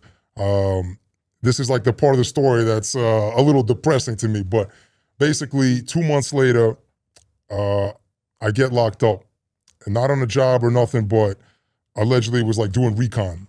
Okay. So yeah. So the cops catch you basically doing recon for the next job. That's kind of what happens. Yeah, that's what they accuse me of, doing recon. They catch me. They arrest me. So what happened was, I had a place where I stashed everything, the plates, everything. Fucking dumb luck, that place, I couldn't use it no more. For like a day or whatever, I had to keep the stuff at my apartment.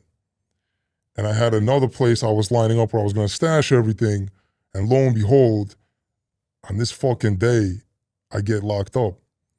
And I'm thinking, shit, all right, I'm not, like, I was paying the landlord in cash. I wasn't on any paperwork, nothing. So I was like, all right, as long as they don't search that apartment, maybe I can get someone to move the stuff. The problem is, in Israel, you don't get a phone call when you get locked up. The laws are different. So I get locked up, and my hope was like, I'm not on any paperwork. There's no document saying I live there. And they didn't have a warrant to go through the phone, nothing. So I was thinking maybe I could still somehow get by. Because at that point, I was I got locked up. They took me to the precinct. And then this special unit called Yamar Tel Aviv, which does like heists and like organized crime in like the Tel Aviv area, they basically took me from the precinct to like the main HQ for like their central office, you know? And when I was over there, I remember I told them I want a lawyer, and they sent me like a court-appointed fucking, you know. Public defender. Yeah. And I told him, I was like, I gotta make a call to somebody. I need you to make and like, you know. Like arrange a phone call. Like I need you to tell, like, he couldn't get me I wasn't allowed a call. So I had to tell him to call. Oh. And I wanted him to call someone to get that stuff out of my apartment. Problem was, at this point, everybody's got fucking smartphones. I didn't fucking remember the number of the person I needed to call. I was 1 digit off. Later on, I realized I was 1 digit off. So I didn't even give him the right number. But I was still thinking, all right, they don't know where I live. And then I'm in their like interrogation cell or whatever. They take me into the car, and we're driving, and we're going towards my apartment. And I'm like, oh shit, they figured out where I live. Later on, when I was, my lawyers told me when they got all the evidence. So they didn't have a warrant to go through my phone, nothing. But they opened my wallet and they found a receipt. They didn't need a warrant to do that.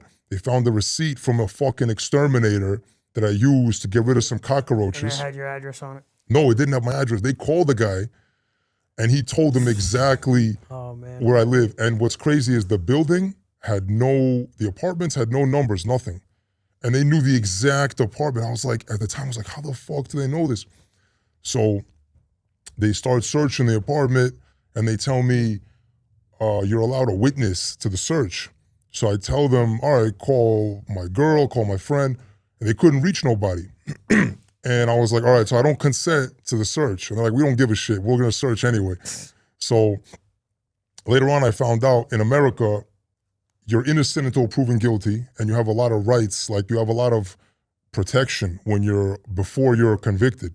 There's a lot of shit they can't do, and if they fuck up, they throw out the whole case. In Israel, it's the opposite. You're guilty until proven innocent. The judge doesn't give a fuck about mistakes they make on the warrant, technicality, he doesn't give a fuck. So, but when Sounds like the feds. Right, but like, it's law over there, I get it. Yeah. But like the sentences are less draconian. The prisons, maybe it's not like the prison you were in, because you were in like minimum in the feds, in a camp. It's not like that, but it's nothing like the horror stories you hear about over here. So it's like that balance. But they search the apartment. Obviously, they find everything. They're giving each other fucking high fives, back slaps. So they take me back, and like one of the main cops, I guess, he was like this little short dude with like a biker beard, fucking Kiss t-shirt. he didn't dress nice. Like I always thought detectives were supposed to dress nice. And he was like, I remember he was telling me like, what'd you think? You weren't gonna get caught? We've been trying to find you for like the past 3 years. So he's like, everybody gets caught. You gotta mess up just one time. You know, you gotta be lucky every single time. We just need to get lucky one time. So I remember he was yelling, trying to get me like intimidated, but I was just sitting there staring at the wall. And so basically that night they take me to Abu Kabir, which is Tel Aviv's county jail. And they throw me in a cell. Next morning they take me to court. It's like an arraignment. My girl is there. She found out what happened. She's like damn near in tears. Like my heart is freaking breaking. Just seeing her like that. And they take me away. They take me back to the jail after I'm arraigned. I'm sitting in this bare cell, so we don't have no phone calls. Before we're indicted over there, no phone calls, no visits, no nothing. Like a bare cell, nothing in it. So it's me and like these two Israeli kids. They're just talking to each other. I'm sitting there trying to like come to terms with this. I just want to be left alone. You know, I'm sitting there, and then all of a sudden this prisoner comes to the front of the cell, like from the hallway, and he calls me over. He's like, "Hey, you Russian?" And right away, I thought I knew. Like I already had an idea who this was. Basically, there's this subculture. I gotta kind of like explain all this, but let me get a drink real quick.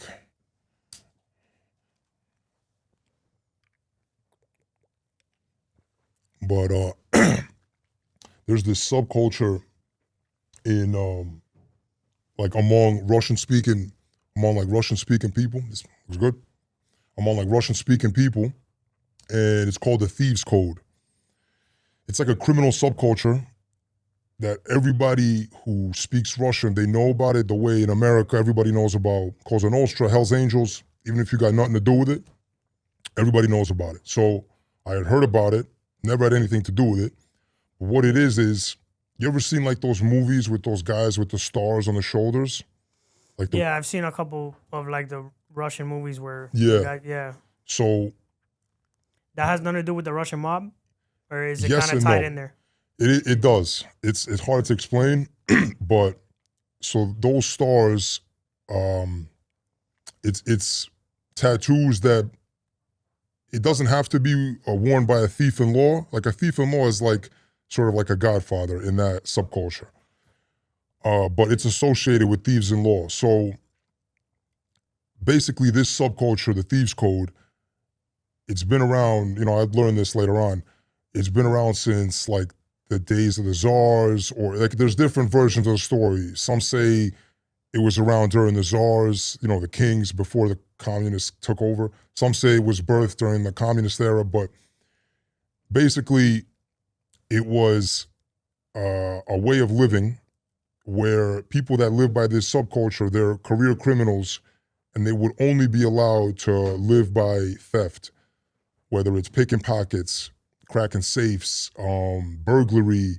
When you got locked, and you lived by the code, when you got locked up, you were like the godfather. So even if you were a pickpocket, as long as you were a skilled pickpocket and you lived by that code, when you were locked up, you could be like running the whole prison. So it was very different from, it has certain similarities to all the criminal subcultures, but certain major differences. So especially like in that era of like communism, where nobody really had money like that, it wasn't really about money, it was about living by the code. And they basically weren't allowed to work, they weren't allowed to like be pimps or drug dealers, only thieves. I don't think they were even allowed to like, they weren't even allowed to be loan sharks. It was like very strict back in the day. Eventually it got more like loosey-goosey, but so this subculture has been around since way back, it's still around, and because Israel has like 10 million people, 1.5 million of those people are Russian-speaking immigrants from countries of the former Soviet Union. Because there were so many Jewish people there that they just, you know, a lot of them came over. A lot of them weren't even Jewish, some of these immigrants. So this subculture kind of immigrated along with them. and it made its way to the prisons, the jailhouses, and how it worked, and I learned all this later, was there was like a structure in the prison. So there was somebody running the cell block for the Russians. He was like the shot caller for the cell block. And in Russian, you'd call him смотрящий, which means like the one who looks. So he like looks after the cell block. And then outranking him, so смотрящий, I heard about them. But about the guy that outranks him, I never even heard about them before I got locked up. So he's somebody called положенец, which is like, there's really no word in English. It's sort of like saying the positioner, somebody in the position, and he would run the whole prison. And he could even run like multiple prisons at once.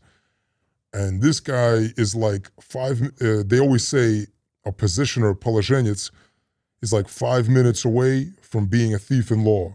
So he's like almost there, but not quite. And then I found out later that there were 2 thieves in law in Israel. And this is not state secrets, by the way. The cops know this, the prison officials know this, everybody in the street knows this. I'm not giving up any secrets. There were 2 thieves in law that were running the whole like shebang as far as like the Russians on the street, in prison. And there was one in particular who was like the main guy for the prison. So he was like responsible. The last word was with him. And he was on the street, and the other guy was on the street too. But the positioners, the shot callers of the cell blocks, obviously they're locked up. So this guy comes over to the cell and he asked me if I'm Russian. And he's like a heavyset guy, like prison tats. I come over, I tell him, I was born in Russia, raised in America. He says, America, okay. And he says, all right, what do you, first he introduces himself. He explains that he runs the jailhouse. He's the смотрящий. His authority comes from, he names another, a positioner, a положенец, who's in another prison, in a maximum security prison. And he says, my authority comes from him. He runs 5 prisons, 5 jails and prisons. This is one of them. I run this whole jailhouse. He says, we live by a certain code here. We stick together. He kind of gives me the rundown real quick. He says, what are they accusing you of? So at this point, I'm thinking like I should not be talking about my case with nobody, obviously. So I tell him, look, I don't want to discuss my case, no offense. He's like, he gives me a look. He says, I got to know what kind of people are in here. Like, what are they accusing you of? So I think, all right, what the hell? I tell him I'm being falsely accused of multiple robberies. He says, okay. He says, all right, I'm going to put you in our cell. We're in the adjacent cell belongs to us. Calls over a guard, tells him, open the cell. And the guard opens the cell, escorts me out, opens the adjacent cell, escorts me in. And I'm thinking like, how the fuck is this guy telling the guard what to do? Like, this is my first time being locked up. So I feel like I just walked onto a movie set, and the adjacent cell is all Russian-speaking guys. I get in, the guard locks the door, the shot caller, he talks to one of the guys, and then he goes off to his cell, which is in another part of the wing. So this is a closed jail. Nobody's allowed to walk around. This guy is walking around like he owns the joint. He leaves. The guys, we introduce ourselves. Everybody's very respectful. And I go to the back of the cell. There's like a bunk. I put my stuff on the bunk. I get on the bunk. I'm trying to I want to be left alone. I want to process everything that just happened. I'm fresh off the street. I'm thinking I'm probably not going to see the outside world for a few years now. But all the guys were talking amongst themselves, joking around, like laughing, telling stories. I couldn't think straight even if I wanted to. So before long, I was joking around with them, like cracking jokes. It sounds nuts, maybe. It wasn't that. It was actually kind of a good time. We were all just laughing, telling all kinds of stories. I wasn't talking about my case, but just telling random fucking stories. There was one guy who was very charismatic. He was covered in jailhouse tats. He seemed to know his way around. He obviously was in and out his whole life. He said he was a professional burglar, and there's a whole thing about him later on. But I was in it was a bear cell. I was in this cell for 3 weeks because they were gathering evidence for the indictment. So this 3-week period, I wasn't allowed phone calls, nothing.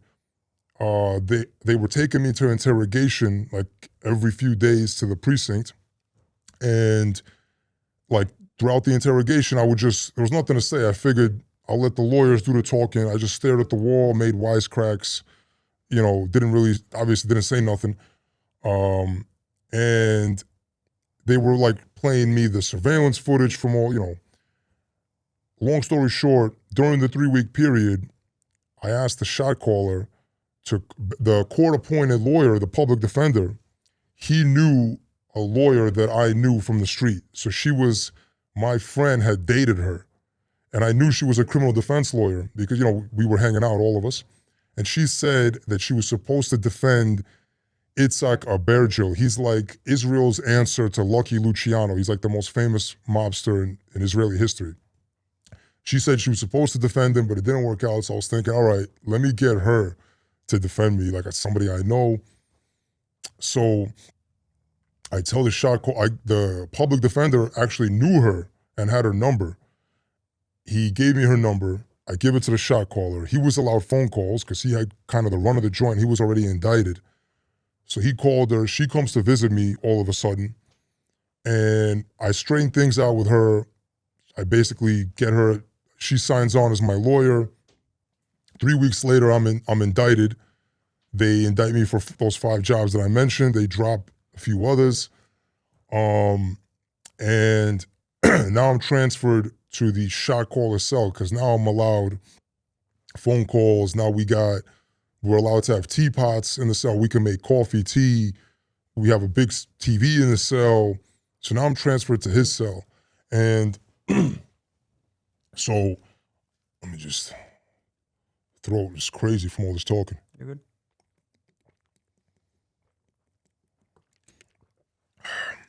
But so now I'm in his cell, and it's an 8-man cell.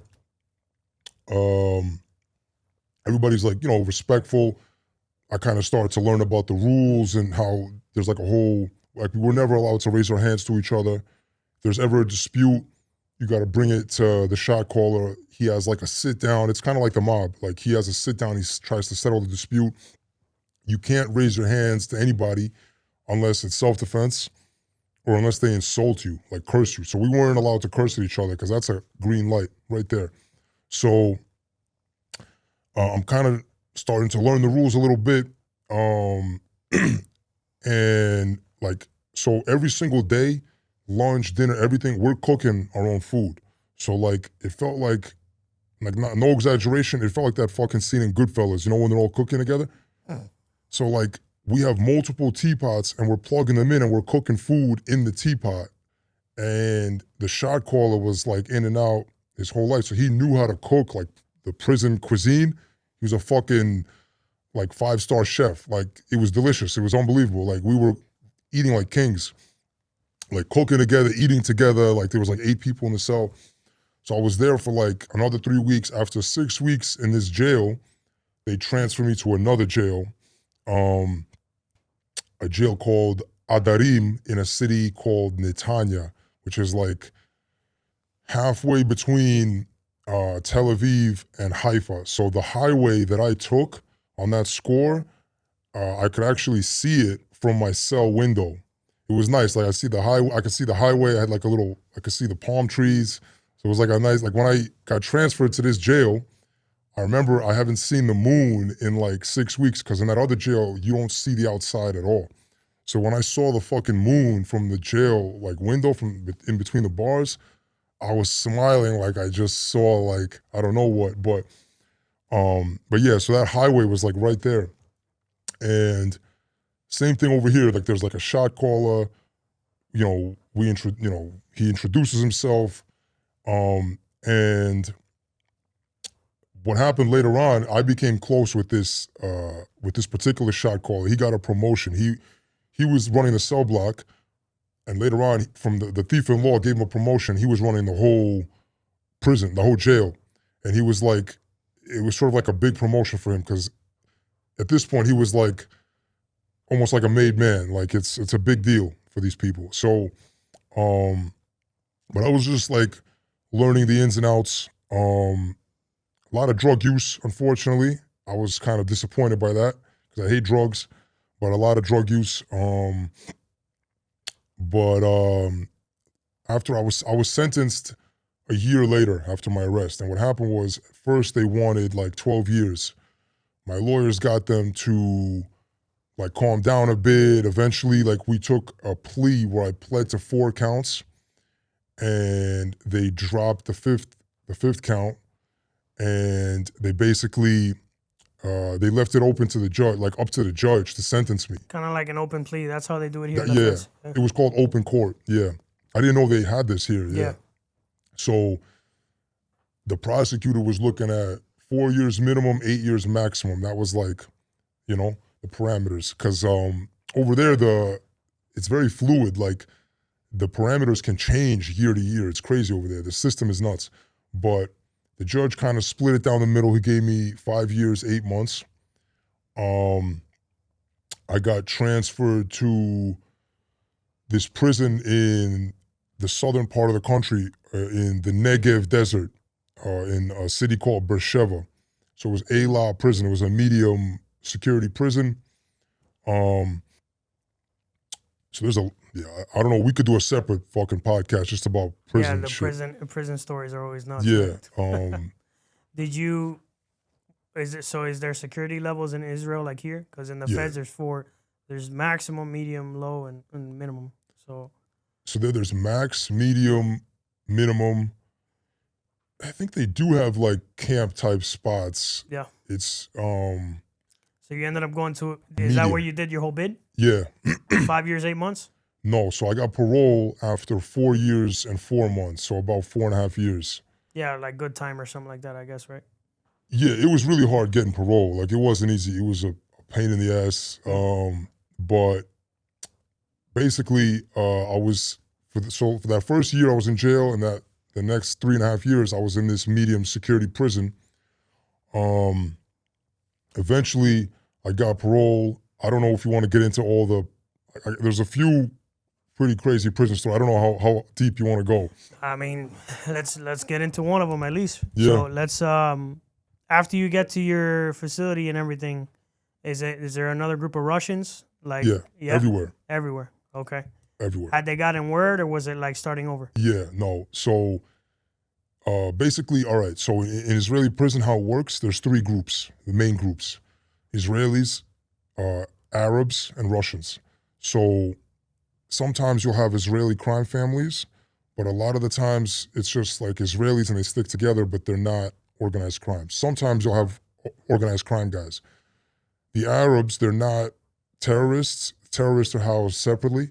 They're criminal prisoners. So Israel has 2 million Israeli Arabs, most of them Muslim, full citizens, full rights. A lot of them have they have their own crime families, their own world, you know? And they have different, they're split up into factions. So you got the Arabs from the center part of the country, they got their own crime families, they're all split up. You got the Bedouin Arabs from the southern part, from the Beersheba Negev desert area. They got their own clans, their own families, they're split up. Then you got the Arabs from the north of the country. Then you got the Arabs from Jerusalem, and none of the other Arabs like them, because they got like a bad rep for snitching, and they're usually not in there for criminal activity. They're usually in there for like petty bullshit. Not that all of them are snitches. Some of them are, stand-up guys. But basically, that's how it's kind of split up. And then you got the Russians. So the Russians are the most organized. They're not the most numerous. That would be probably the Arabs. But they're the most organized. So they go on conference calls in between prisons, cell blocks, and the shot callers are in touch with each other all the time. So anytime somebody's transferred, they know. They know ahead of time when you're coming. They know ahead of time. Your reputation precedes you. If they want to get somebody in another wing, another prison, they can. They're in touch with they go up on these conference calls every day. So they knew I was coming, and I was friends with the shot caller from the jail in Adarim, so he said good things about me. I get transferred there. I was in a few different cell blocks, but I end up in a cell block with a lot of good guys. But basically, I know you wanted at least one story. So towards the end of my bid, I was actually up for parole in a bit, but I was in this 4-man cell, and so there was this new guy who was transferred to the wing. He was put in the cell. It was 4 of us, and he was like this big Shrek-looking dude, like a Russian version of Shrek. And me and him, we knew each other from the prison industries where you work, you know, but we were buddies. But then as soon as he was in the cell, the dynamic changed. You know, like human beings are like, you change the dynamic, all of a sudden everything's different. So we didn't get along at all. We were constantly like, you know, arguing this and that. And one day the 4 of us are sitting in the cell watching TV, and there's like a girl on the TV, and she's talking about how she was like, somebody tried to rape her. She was almost raped. It was like a news program. And he makes a joke, like he cracks a joke about it. Now, bear in mind, rapists are not allowed to live with us. There's rules, like you gotta be, you know, you can't be in there for rape. Sometimes there are exceptions if a guy denies it, never cops a plea, and then it's like sometimes you can say, okay, maybe she was lying, whatever, but for the most part, rapists are, you know, persona non grata. This guy cracks this joke, and I guess I was looking for an excuse because I look at him, I'm like, well, you think that's funny? This girl almost getting raped? And he's like, yeah, I think it's funny. Like, what are you gonna do about it? I think it's funny. So we're not allowed to fight, right? There are rules. So I press the issue, I call for a sit down. The shot caller calls us to the cell, to his cell. So it's me, the shot caller of the cell block, and the shot caller of the whole prison. He's in another wing. So it's me, the shot caller of the cell block, this Shrek-looking guy. And he had these 2 little, like, flunkies or buddies, these 2 young kids. They were like 18 or 19, little skinny kids. And they would always hang out with this guy. They were like always with him. And one of them was like the Polozhenets, the positioner who ran the whole prison. He was like his nephew or his cousin or some shit. And he didn't even speak Russian. Like, I guess his dad spoke Russian, but he was born in Israel. So the only reason he lived with us was because of his cousin or uncle, whatever it was. And they were just like outside the cell. So we're sitting there, and I tell like the guy in front of the shot call, I say, look, you think it's okay? Like what, rape is okay with you? Like that's okay? And he goes, no, I just said that to provoke you, to see what you would do. Now, the word provoke, I was told by people who know the life, if somebody tells you they're trying to provoke you, that's a green light. You can crack them, like right there. So on the one hand, I'm like, okay, he gave me the green light, but we're in the shot caller's cell, and that's considered like sacred. We're not allowed to raise our hands to each other, especially in his cell. There's like all these nuances. So I'm like, all right, I'm not gonna hit him, but what he's doing is like, he keeps saying like, yeah, what are you gonna do? Do something. What are you gonna do? And he keeps egging me on. And the shot caller was like, he was like this little guy, and nobody really respected him. Not because he was little, but just he didn't know how to carry himself the right way.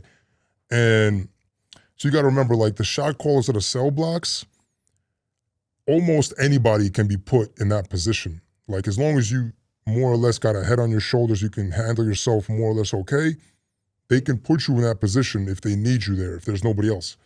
The guy that runs the whole prison, the positioner, he lives the life. He lives by the code. He knows the thief in law.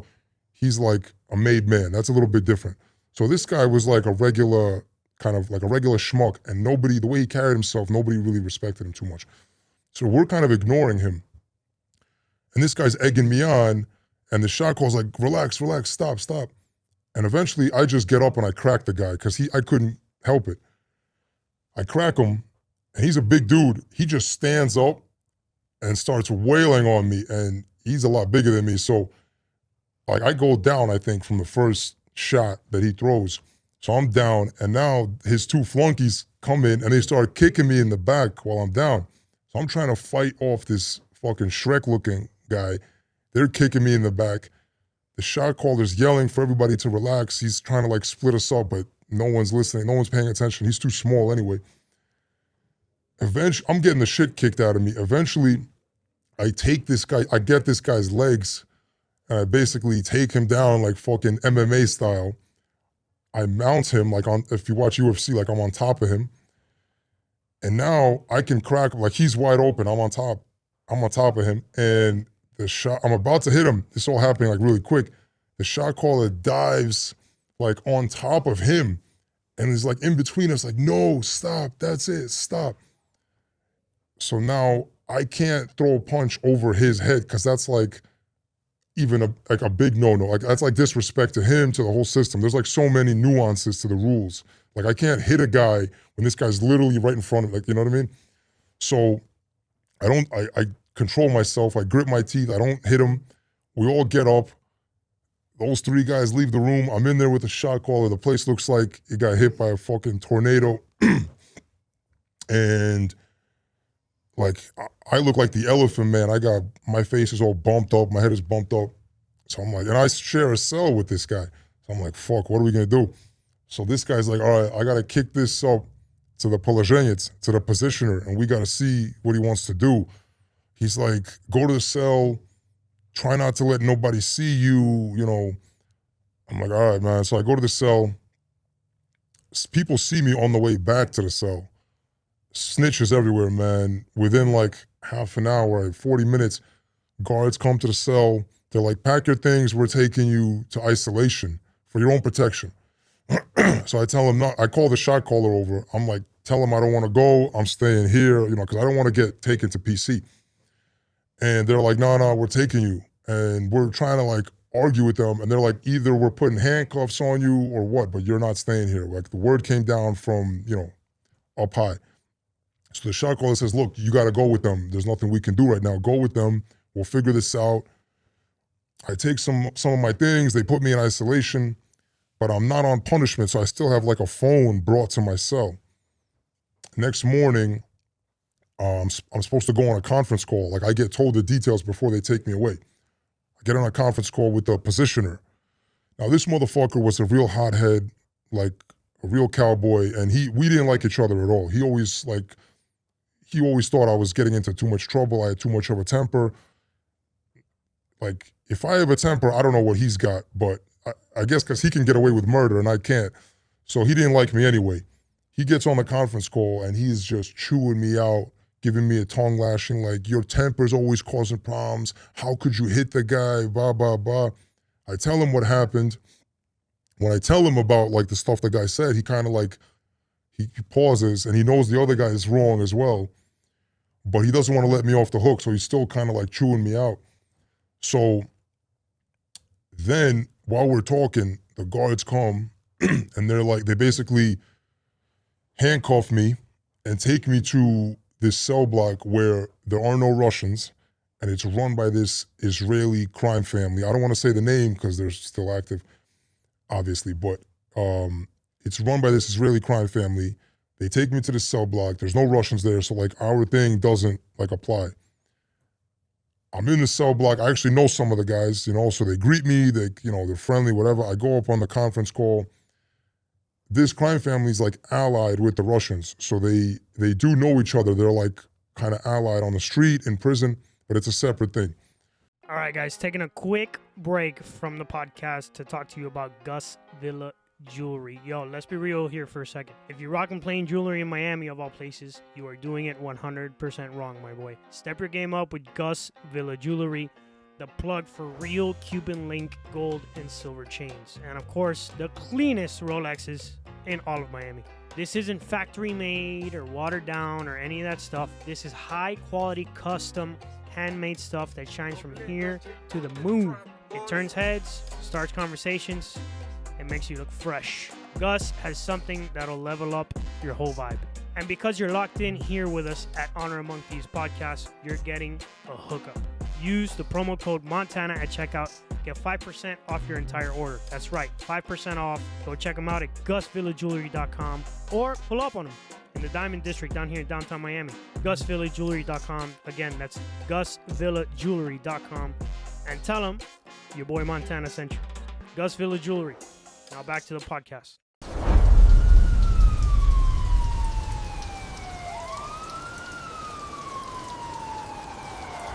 Yeah, so first thing I do, I get on a conference call with the positioner. He's still chewing me out. This guy's temper was something else, but he's still pissed.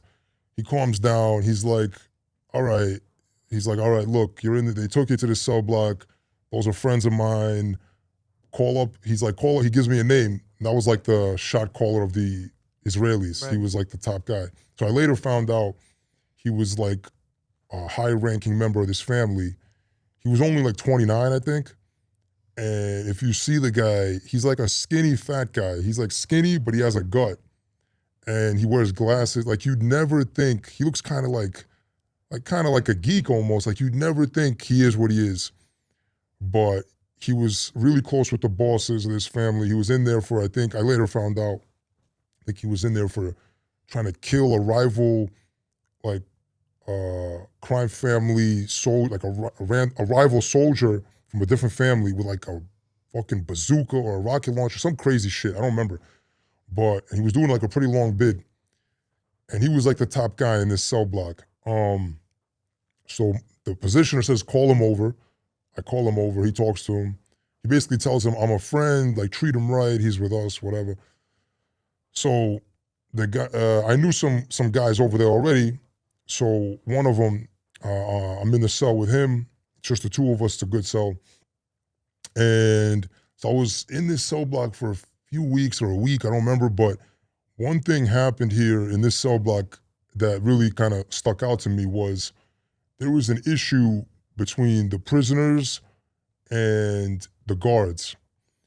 And it's a long story, I don't want to get too much into that, but basically, so this guy that was running the cell block for this family, like I never saw, honestly, I don't think I ever saw a prisoner with that much power. I saw Russians that had a lot of power as well. Like basically I saw one or two guys that were on his level with power and like prestige. But I think with this guy, it was like another level. Like he would literally get up in the guards' faces, yell at them like this, like point his finger at them. And they were like, calm down, it's gonna be okay. They were trying to like placate, they were scared of him. Like it sounds crazy to people that haven't been to prison, but a lot of like cell blocks like this, for people that's never been locked up, at least in Israel, and I've heard it's the same in America, like the inmates run the asylum, as they say. Like the guards are there, obviously you can't leave, but everything internal is handled by us, you know? So, and this guy, what I later found out with this family, they were connected with another prison, other cell blocks from other members of this family, so they could make things happen as well, just like the Russians. And they had money in the street. Unlike the Russians, they were a crime family, so they had money in the street, power, soldiers. The Russians, it's different. It's like, we're all with the Russians, like we're locked up, we're with the Russians because we speak Russian, but it's not an organized crime thing on the street. It's like, it's a prison thing, you know? So, yeah, I get it. I mean, that's how prison is here, you know? Yeah. Like I was with the Cubans or whatever when I was locked up, but you know, it doesn't make us like, you know, the Cuban mafia on the street. Did you guys have like a shot caller or something like that or no? Yeah, pretty much. I mean, you have a rep, you know. It depends on where you go. You know, some, like, if you go out west, they kind of, you mix in with the Paisas sometimes. Or on the East Coast, it's more about where you're from. So, like, the Miami people are with the Miami people, and the blacks are with the blacks, and, like, the Hispanics are with the Hispanics. But it's not really, like, a gang thing. There are gangs, but that's more, like, the farther west you go. So in the state, you mean? Yeah, the farther west you go in the United States, yeah. Okay. The more west the prison is, the more gang infested it is. Yeah. Yeah, West Coast prison's got like the craziest rep. Yeah. It gets worse the further west you go, like you said, yeah. But so and then up north in like Danbury and those kinds of prisons, there's a Russian car. Is there? Yeah. I never heard of that. Yeah, Holy shit. Up north near New York, you got a couple Russian cars. Really? Yeah, so I didn't hear about that. It's not everywhere, but and there's some in Florida too, like in the higher security. Yeah. Wow, but I didn't know that. They're scarce though. It's not. Yeah. They're not in every prison. Yeah. Yeah. So. Mike, we could go literally for like 6 hours, man. This has been amazing.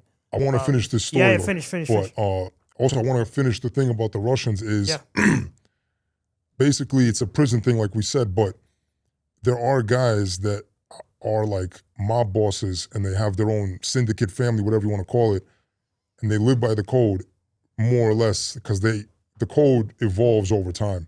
But when they get locked up, they just end up being shot callers, but that doesn't mean all the Russians are in anything like, you know what I mean? They could be just petty thieves or, you know what I mean? So, but it's basically a subculture. So that's the difference. Like with these people that I encountered in the cell block, they were an actual crime family. So basically this guy was, like I never seen this much power. And one instance that really stuck out was with this problem that he had with the guards. Like he was yelling at them and they weren't doing what he wanted them to do. So he just kind of like, there was a bunch of guys like hanging out in the cell block. And he basically like, he just looked at, there was like a bunch of groups of guys and he just basically did this. He just said, I don't know how it was when you were locked up, but over in Israel, if you're wearing sneakers and you're walking around, it means you're ready for whatever. Like most guys, they walk around in flip-flops when things are chill. I would always have sneakers on 24/7 just because that's how I was. But most guys, like they walk around in flip-flops, and if something's going down, you'll see people start putting their sneakers on.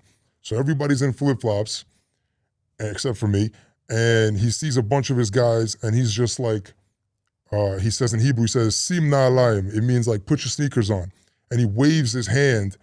He goes like, put your sneakers on. He waves at these guys. Put your sneakers on. He waves his hand at those guys. And as soon as he waves his hand, it's like fucking, I always make X-Men references. Remember Magneto? Like he waves his hand and like fucking a bridge starts flying. He waves his hand. Right away, these guys jump up like a wave and run to the cell to get their sneakers. As soon as he waves at this other group of guys, they jump up. So it's like the benches in the cell block and he's waving his hand and it's like a wave. I wish I had a fucking camera to record this shit, but literally he does this for the whole cell. Everybody goes in, puts their sneakers on, and he has this army fucking behind him.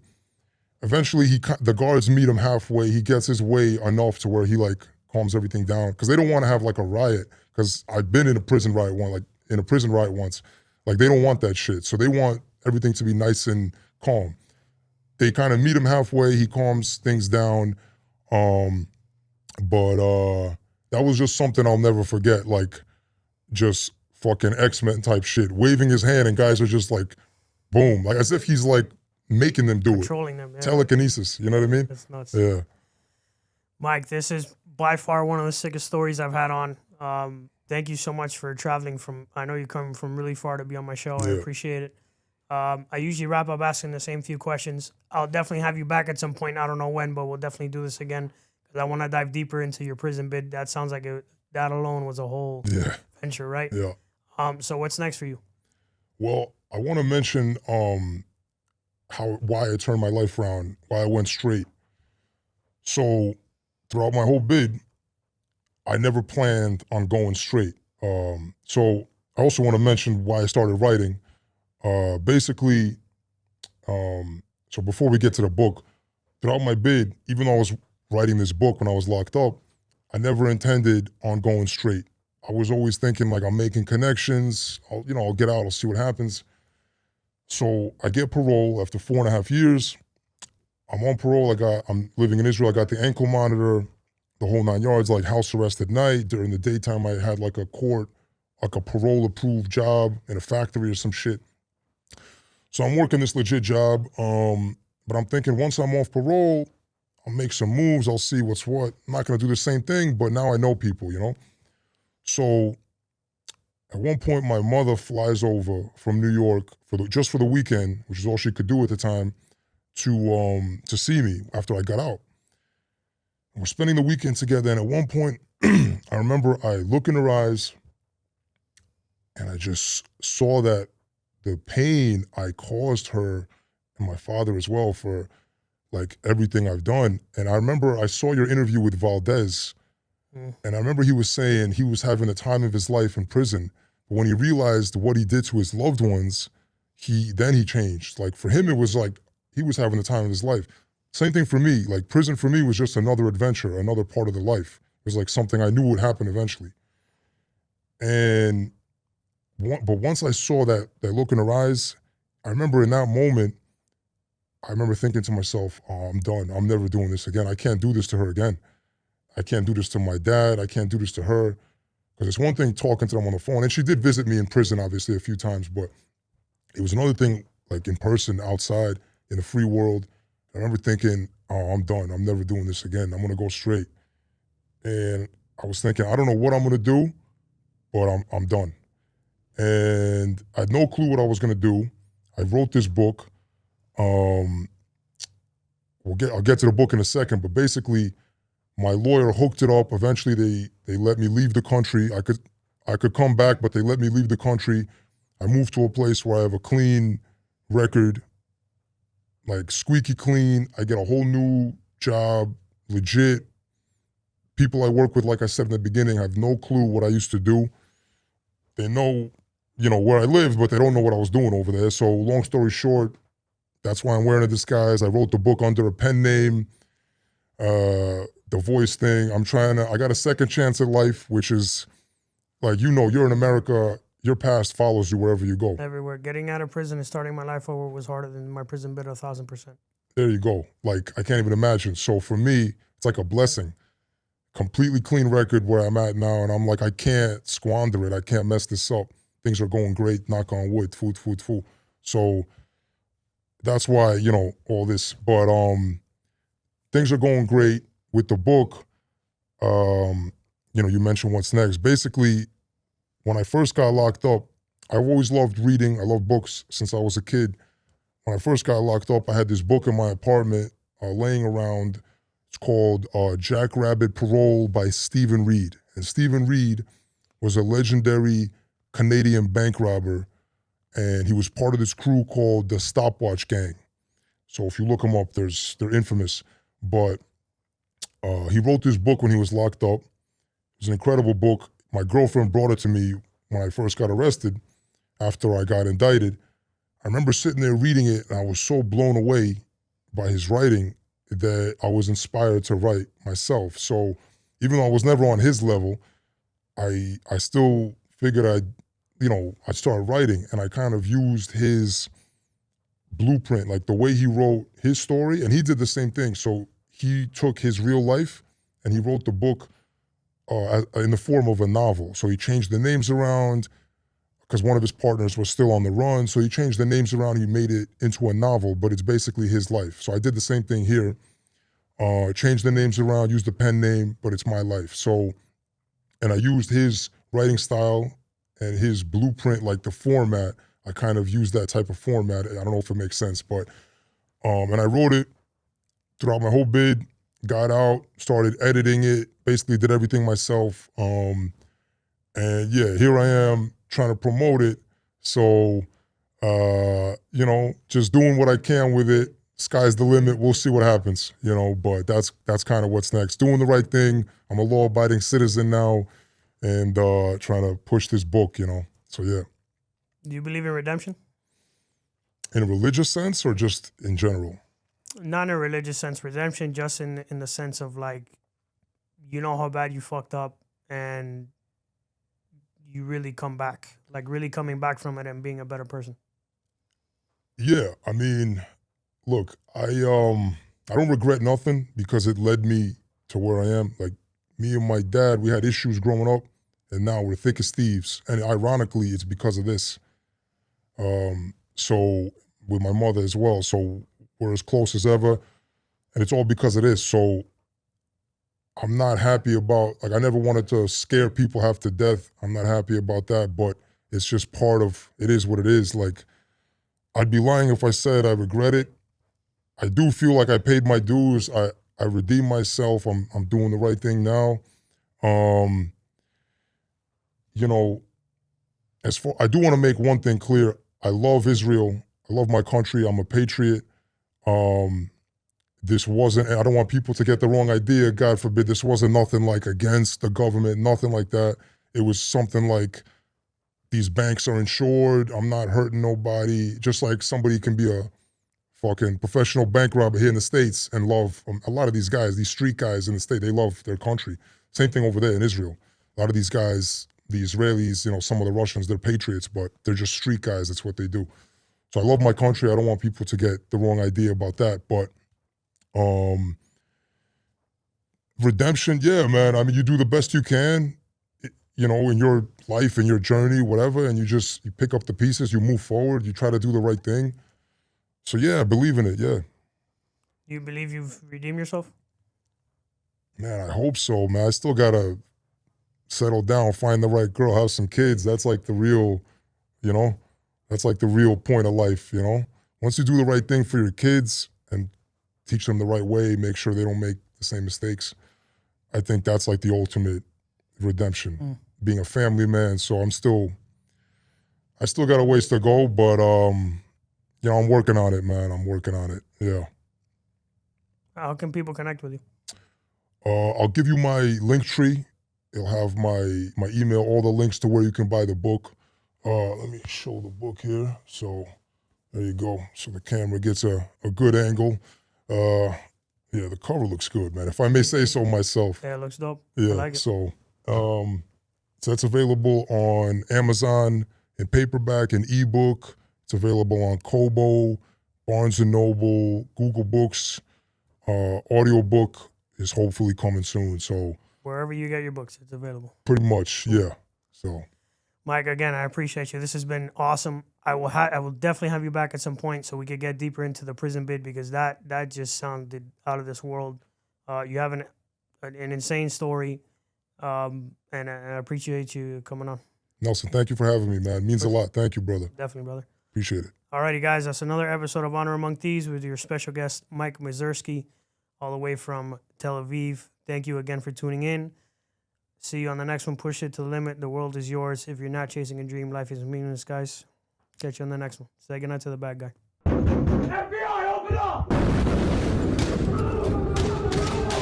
FBI swarming a Miami house and taking a man into custody in the area of Southwest. So say goodnight to the bad guy. The agency says the 28-year-old was picked up after the grand jury indicted him